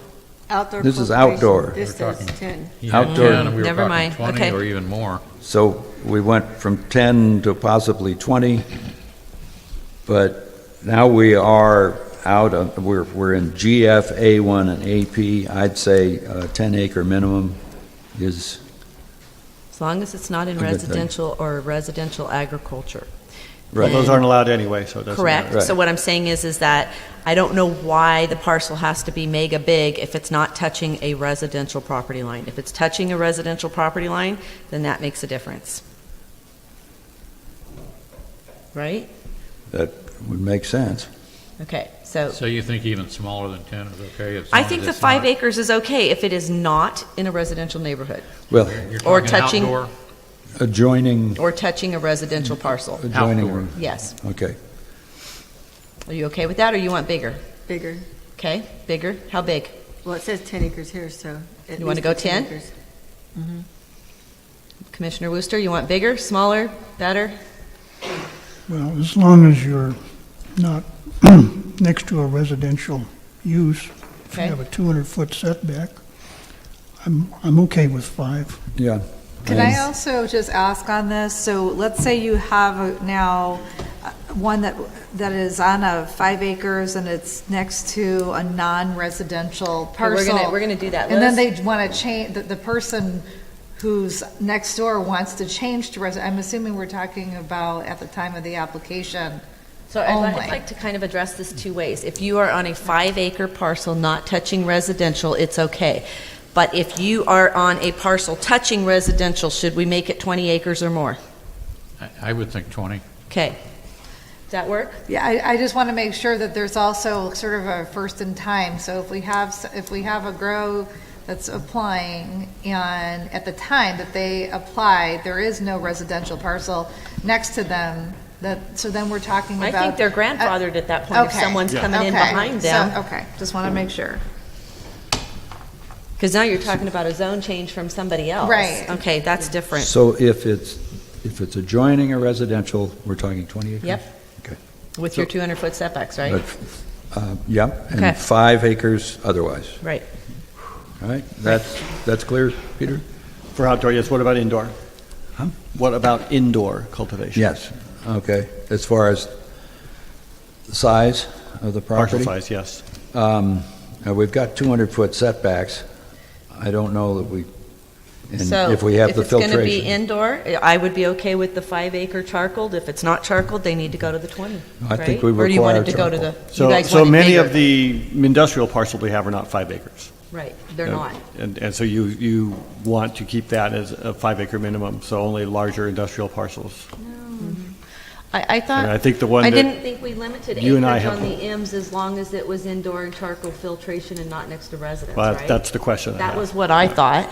Yeah, with the 200-foot setbacks, Right. if it is next to it. If it If is, it then meets it had the it just has to setbacks. meet the setback requirements. Okay. But generally speaking, then, as far as these other areas that aren't industrial, do we want indoor commercial cultivation was permitted in all these other zones. What do we want to do with indoor commercial cultivation in GF, A1, and AP as far as minimum I'm size? liking being consistent across the board. Why change it up? So 5, Why would we make it different rules? Why not Okay, just be that's fine. consistent? That's fine with me. One rule applies. Are you guys good with that? What we're trying to, well, in my mind, what we're trying to do is protect the residential neighborhoods. Mm-hmm. And the things that we just discussed, no matter what zone you're in, protects residential neighborhoods. Right? Yes. Okay. okay. So the minimum parcel size would be the same as outdoor for A1, AP, and GF. Wait a minute. I had 3 yeses, 4 yeses, Wait, actually.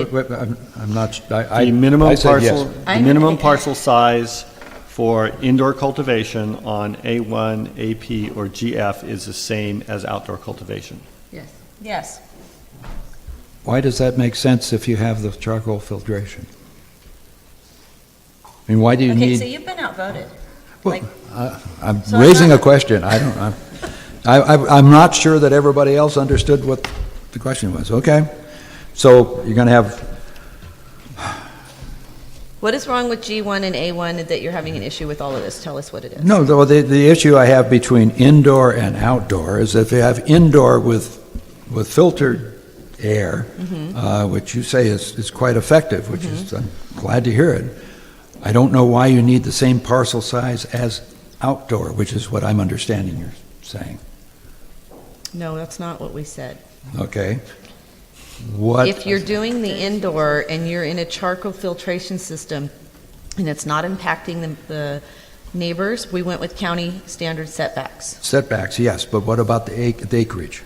Okay, so when we went to acreage, we moved it to the 200 feet setback on the acreages. Well, We wait, didn't no, apply the, oh, okay. So I think Acreage on the indoor, is there a minimum acreage on indoor? And what is it, if there is? There was the minimum, we said on indoor, if you Yeah. were on the parcels of GF, A1, or AP, We said it was 5 acres or more indoor. Great. If it was, okay. Great. I misunderstood. Okay. I think we're down to 7, unless, Peter, you have other questions? I think so far, so good. Okay, so Okay. now that we've gone through what you want Yes.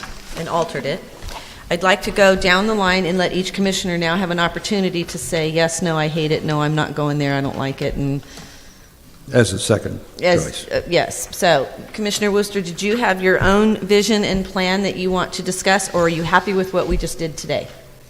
Well, I don't understand that we're done here. Have we covered number 7? No.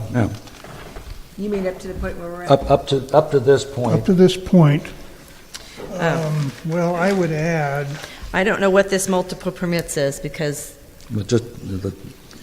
I thought you didn't want to discuss 7 until we got I mean, this. I don't know if this is the right time to bring this up, but I would add a requirement that the only growers who would be allowed to grow under this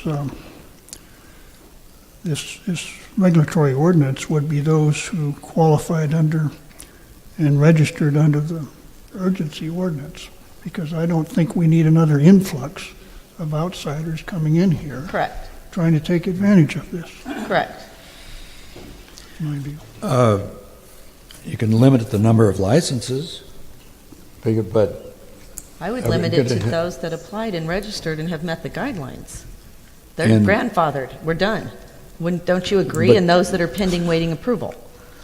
I certainly think that they should have a chance to do what we're I don't want any permitting. more. Okay.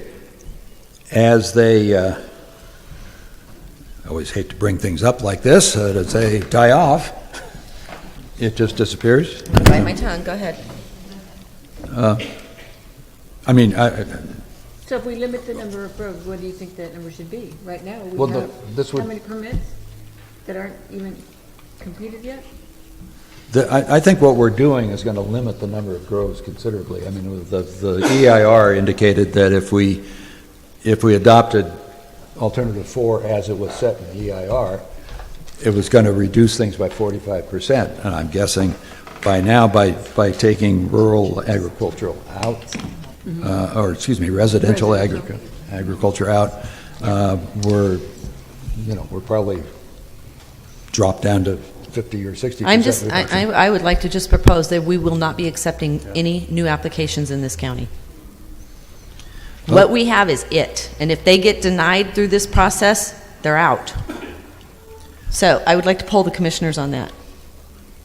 That's what I want. Agreed, no more. Bocelli? I hadn't thought of it, frankly. I think there are some sub-questions of transferring, people dying, that sort of changes. What happens to that situation? Most of them are in a corporation, and then they continue on. They have a living document. Most of them are corporations. Am I correct, Peter? I certainly didn't notice No. that from what I've seen. Maybe about half to two-thirds. Half to two-thirds of the registrations we have are some type of corporation. We could, during the hour and whatever break, I'd suggest a lot of incorporation activity.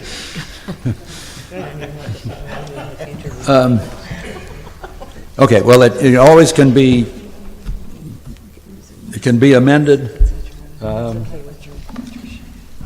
a later date by a later Board of Supervisors. Well, I agree with the idea of some total limitation. That's what I was talking about before with, look at the whole county, how many acres is actually potentially the area that should have or could have the farms, and then what can the land handle, and how much water is really out there. That's what you really ought to do, but that is beyond us. So That's part of the instead of EIR. that, yeah, a total number might be a better way to go. I just problem- haven't thought about it. It's just, Okay, well, the problem with a total number, and there is a problem with it, I forgot what it was. Well, I Is think, it the Constitution? yes, I Yes, think that's it that's the problem. I think. I would like to I just think the place a grand- moratorium and grandfather those that applied when the urgency ordinance was put in place to stop the land grab. I don't want any more. I think- I'm sorry, I just I think the word don't. moratorium is a good idea because that means it might, could be changed some other And time. on top of that, you've got a group of people that have complied with all the rules that need to find a place to transfer to. And if Exactly. you allow people to come in and get ahead of them, it's not fair. I'm Um, done. I just think it needs to be Okay. what it is Anyhow, and stop. Yeah, but you have 3 votes on that, and Okay. that's, Does anybody disagree? Not you. I- We know you don't. wait a minute. We know you don't agree. I don't agree. And that's okay. I- It is. That's why we debate this, to get good conversation going. But it's a good point. Anyhow, you've got the moratorium down, Peter? So it's restricted to current registered or pending applications. Do you want a time limit on the moratorium or a permanent No. moratorium? I think it doesn't make any difference because it can be amended. Time limits are problematic. Do you need a time frame with a moratorium? Typically, you do. I mean, No. I mean, No, you if could you're just just say saying we're not taking we're any banning new it, but we're going to allow those who are in limited version of those who are here to continue to cultivate with some provision to relocate. Expect to hear a lot of appeals of any subsequent denials. Okay, so the only other thing that I think that Commissioner Bocelli brought up, point 2 for him, that needs to be discussed is, are you going to allow transfers upon death? No. Now, I want to bring something up in that. You have a husband and wife Yeah. that registered. Only one of them can be the registrant. Husband dies, well, let's say wife dies, just to be fair, and the husband wasn't the registrant. If he can still pass the background check, which we're going to go there, it's not going to matter. If you're working on the farm, I think they all should have background checks. So I do think that if a background check is confirmed, there should be allowed to be a family transfer. I Family think, transfer between husband and wife, or maybe, or son or daughter, or, well, that's my question. Then you're getting into probate and Yeah, people not that's- being So able to what do we do with live. our county ordinance, though? If they die, it's just done and gone? I would say you will have, there'll be some, that you'll ultimately be having fewer and fewer grows that way. So I don't know how- if to the That's not a extent. bad thing. well, yeah, I mean, we talk about levels of fairness. And if you can only have one, we're trying to say, okay, be fair to the people who have obeyed all the rules and done everything they should and are running a clean shop and are contributing to our taxes so we can get rid of the bad guys. And, okay, now rezone and move, and whoops, there's a family tragedy, and that disappears. I don't think that's fair at all.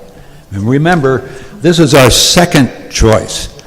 I mean, this commission has already said they want a ban, and I don't want the second choice to turn into a ban that is totally unfair to families and to people that have obeyed the rules up till now. So I think we have to, in some way, allow transfers within the family upon Immediate family? immediate family. I think, But this isn't a ban, guys.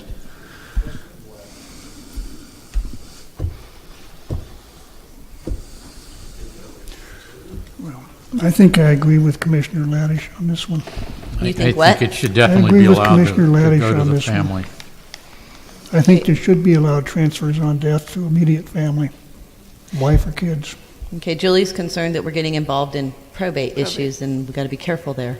Well, the probate proceedings will be what they will. So the And thing if- is that it's- if they're going to have to do a family transfer upon death, I think at that point in time, all new background checks are required. I agree with that. That's fine. How Would it about be only divorces? transferable upon death, or could a Yeah, I mean, if someone gets, It's a you know, business. age, they no longer want to manage the farm, but they want their son and daughter to do it. I mean, I'm Transfers- not advocating, I'm just asking. Transfers within the immediate family. Immediate family. If we do that, we avoid the probate, right? And we've identified immediate family as being husband, wife, son, daughter. And any adopted. And then we have stepped, so, yeah, or step, I will tell you that it's easier when you use when you stick to land use restrictions, but, you know, by limiting the numbers through simply limiting I'll tell you what you do with land is easier to work with legally and defend. Of course Okay. it than is. doing. But we're talking fairness. So, okay, so if we're going to go into fairness, and you're going to be real about fairness, then it is a commercial business, and it's sellable. Not the way you're setting this up. I'm saying it's grandfathered. Those permits are grandfathered, but the permit could be sellable upon, and it could be transferred. Okay. No matter who it is. It doesn't I'm- have to be a family member. If it's a legitimate commercial registration farm, it should be and it's an investment. I mean, that's what you would call fairness, but, I fully agree. I think that's great. I don't agree, but that's what's fairness, That's right. being honest. But that really would stop her from having a lawsuit issue on her hands later, because she is very worried about, Yeah. so you can either say it is grandfathered, and if that registrant dies, passes away, quits, retires, it's done and over with, and it goes bygones, then that's what it is. Or we should be saying it's a commercial business that is registered at this site. The site can't change once it's in a permanent location, and it is transferable. I will tell you that under state law, Can okay. you use the mic? Sorry. Under state law, once they're licensed, the license has to follow the person. Usually with counties, when we Okay. do the zoning and permits, if you have a CUP or an AUP, usually those are vested rights, they're with the parcel. But in addition to the vested rights with the parcel, anybody who's taking over a business when it comes to cannabis are going to have to qualify for licensure under state law. So there will be state law background checks. You know, we could also impose additional background check requirements at the local level. And should. It's just, it would be easier than having people argue about what counts as immediate family, et cetera. Also, corporations don't have immediate families. If you did an immediate family type situation, you'd be allowing corporations to effectively continue to exist while substituting out their entire board, Right. and those would be de facto transfers. Yeah. And No, that- anybody with significant ownership interest under the state is not going to be allowed to be part of the cannabis business if they don't pass the requirements that the state imposes. So, do you want to just say they are bygones? And corporations the whole bit, if their license is done, they're done? Or do you want to say it's a transferable license at the location with land use? I think with all the restrictions that are placed on, by the state and what we can place on by the county, I think they should be transferable. You know, if we can't, I mean, I could agree to the limitation of transfer to immediate family. If council thinks that that's not workable, then I think for fairness, we have to go to transferable. I'm not going to say it's not workable or not legal. It would be complicated for staff to work through the types of appeals I think we'd get if it were done that way. So I don't want to lead you to think it's not legal. It would be much easier to do a traditional type of land use approval using other But you're ways of saying under the restricting land numbers. use approval, we open up to new applications? Well, if it's something is No, I'm not going there. Well, hang on, if it's transferable, again, whoever it's transferred to needs to meet the state qualifications and any local rules. Transfer is one thing, adding more applications into the county is not acceptable for me. I don't know how you all feel. Are you open to more applications based on land use? Because there's a lot of zoning in there. No. It's not new parcels. It would be no increased cultivation. From a, It's just that it wouldn't die off. The way that she's saying it is if we are basing this ordinance on land use, all that land's open up to any new applicants, So, correct? so you can determine how few parcels you want to have. I mean, it would just, if you decide only parcels that meet certain qualifications are acceptable, which is what you've been doing, okay, you can restrict numbers through the imposition of stricter requirements on the type of parcel that can be used. That's what we've been doing. Right, and then it's not like by allowing them to be transferable that you'd be opening up more land Right. to cultivation. So that's the traditional type of circumstance when you have a land use ordinance, when you want to restrict the locations and types of I'm restricting the business. number of registrants. I am restricting it to those that have currently applied, met the guidelines, and I'm not opening it up to new business in the county. I'm restricting it to those that have been for the last year and a half sitting on the fence wondering what's happening to their life. I don't want to as far open as- it up to new applications based on land use. I mean, if you looked at, and I can tell you because I have the numbers to be exact, if you looked at, and it's in my email, that's why it's not there. I asked for a email to tell me under unclassified lands, which we have included if they did a zone change, there's 5,858 parcels in this county. That would open it up to that. HS, 216 parcels. General Forestry, 61 parcels. A1, 1,714 parcels. AP, 1,175 parcels. M1, 60, M2, 192, and M4, 33. You would be opening up, if you go by land use, up to over 10,000 registrants in this county. No. Granted, not everybody's going to apply for that, but by staying with the registrants that we currently have, you're limiting it to about 400 people, and that's if they all get past pending. No, and I think the commission is on board with limiting the number of licenses to what, grandfathering in. We've come to that. Okay. So we're not opening it up to other parcels. Okay, so we're talking What we're talking about- transferability. We're talking about transferability. And if the question is between If you the can- current holder dies, it's gone, or transferring it, I Okay, would go let's for look at it transferring. like this. Let's just say there's the potential for 400 approved registrant applications. The number could be less because there's a lot pending. What is there, 180 pending? Somewhere in there, I have that number. 325, I think. Okay, And a lot so of there people is, might- there is the ability for those, to lose some of those numbers. So, and you were all talking about setting a specific number of no more than. If that number was, the registrants is Yeah. just 400, could you live with that number in this county under transferability, or would you rather see that number dwindling as the years go by? I could live with a number. If- Okay, if- let if- me poll the other commissioners. Needs to dwindle as the year goes by, we need to get rid of it. I could live with that number. Okay, Joe? I think I'd live with it. I would prefer looking at total canopy square feet or total pounds of produced marijuana, but that's obviously well, that's based on, not going to happen, so. yeah, because the gardens could Leaving it change at from the year to total year. that we have now would be okay by me. Okay, so the poll just said that they're going to allow transferability for registrants that have cut the, Okay. okay. And it's not based on family, it's based on the parcel. Okay, so it's like any other. And they type have of- to go through the state re-registration and county Yeah. process, okay. But no more licenses than we will have. We're not opening up new registration, Yeah. Okay. okay. Okay. Number 7? You ready? As would be the case under section Oh, 17.95. we don't have to leave until 11:45. We're going to be leaving for lunch in 17 minutes. Okay. Okay. Now Do you here's, have more changes to the first 6?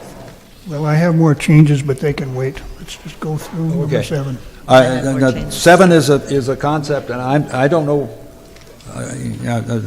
we need discussion on this.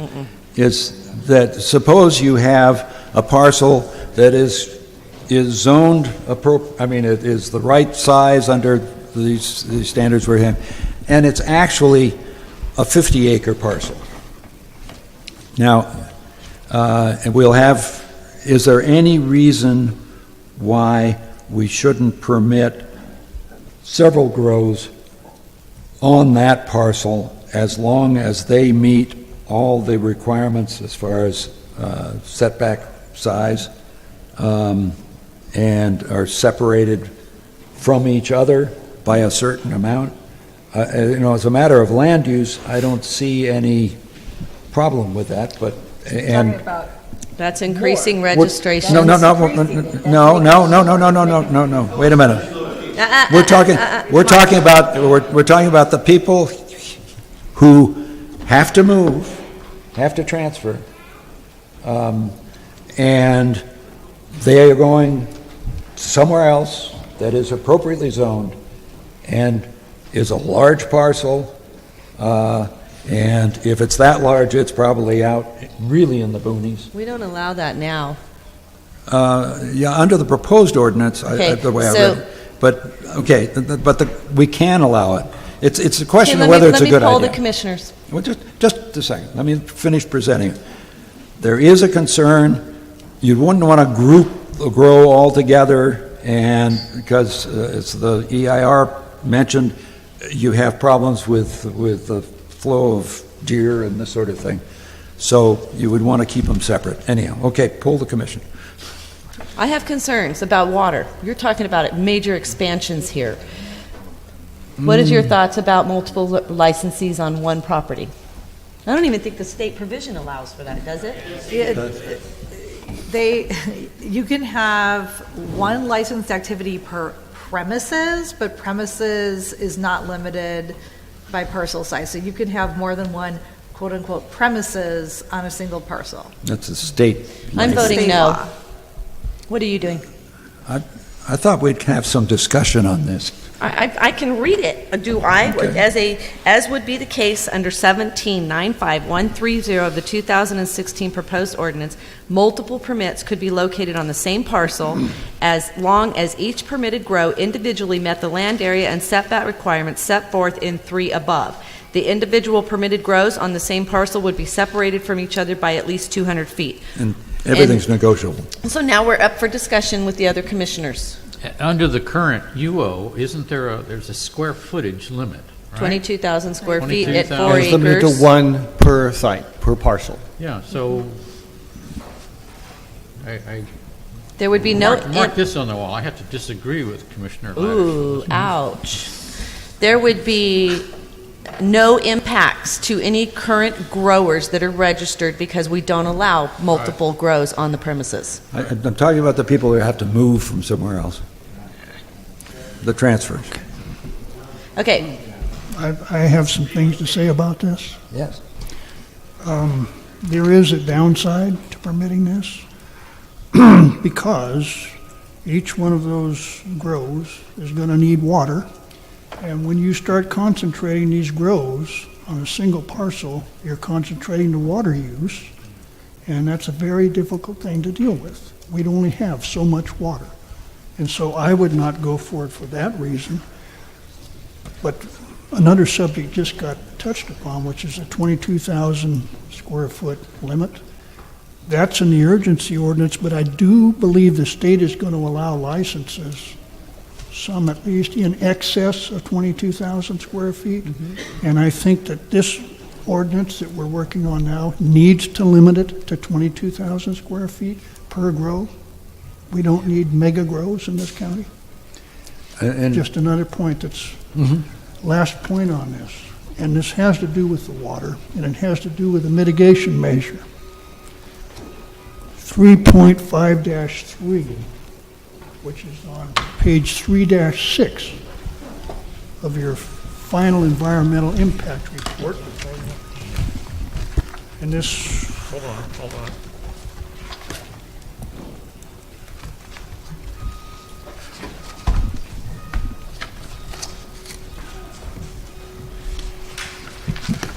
what page are you on, Kelly? 3-6. 3-6. It's 3.5-3, mitigation measure. It's on page 3.6 of the final environmental impact report.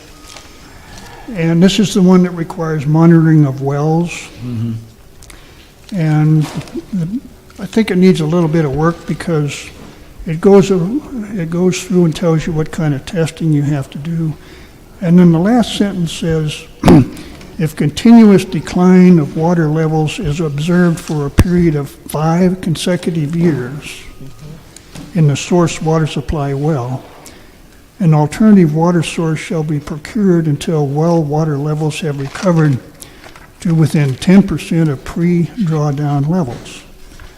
Now, what that allows is that people can punch a hole in the ground and have a decline in the water level for a minimum of 5 consecutive years before anything is done about it.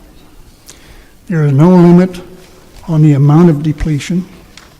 If you had one break in those 5 consecutive years, you'd have to start all over. And I don't think that that's fair to the people who have the properties around.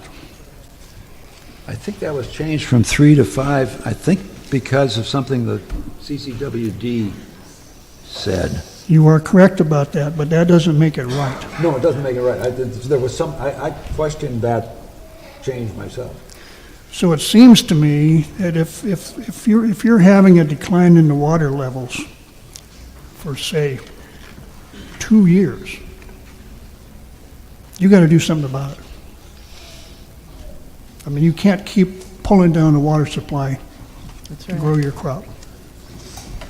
But that's a separate concern. I mean, your concern is coordinated with this single plot thing, but can I speak to your comments on the single plot? I don't see the difference if we have 3 20-acre parcels and next door there's a 60-acre parcel, and you have a grow on each of the 3 20-acre parcels with appropriate setbacks, etc. I don't see the difference as far as water supply goes with having 3 grows on the 60-acre parcel with the same setback requirements and whatever separation requirements we want to make on the... Well, I kind of agree with you, but now you're saying that all 3 20 acres can grow, right? Well, I'm assuming that all 3 20 acres can grow.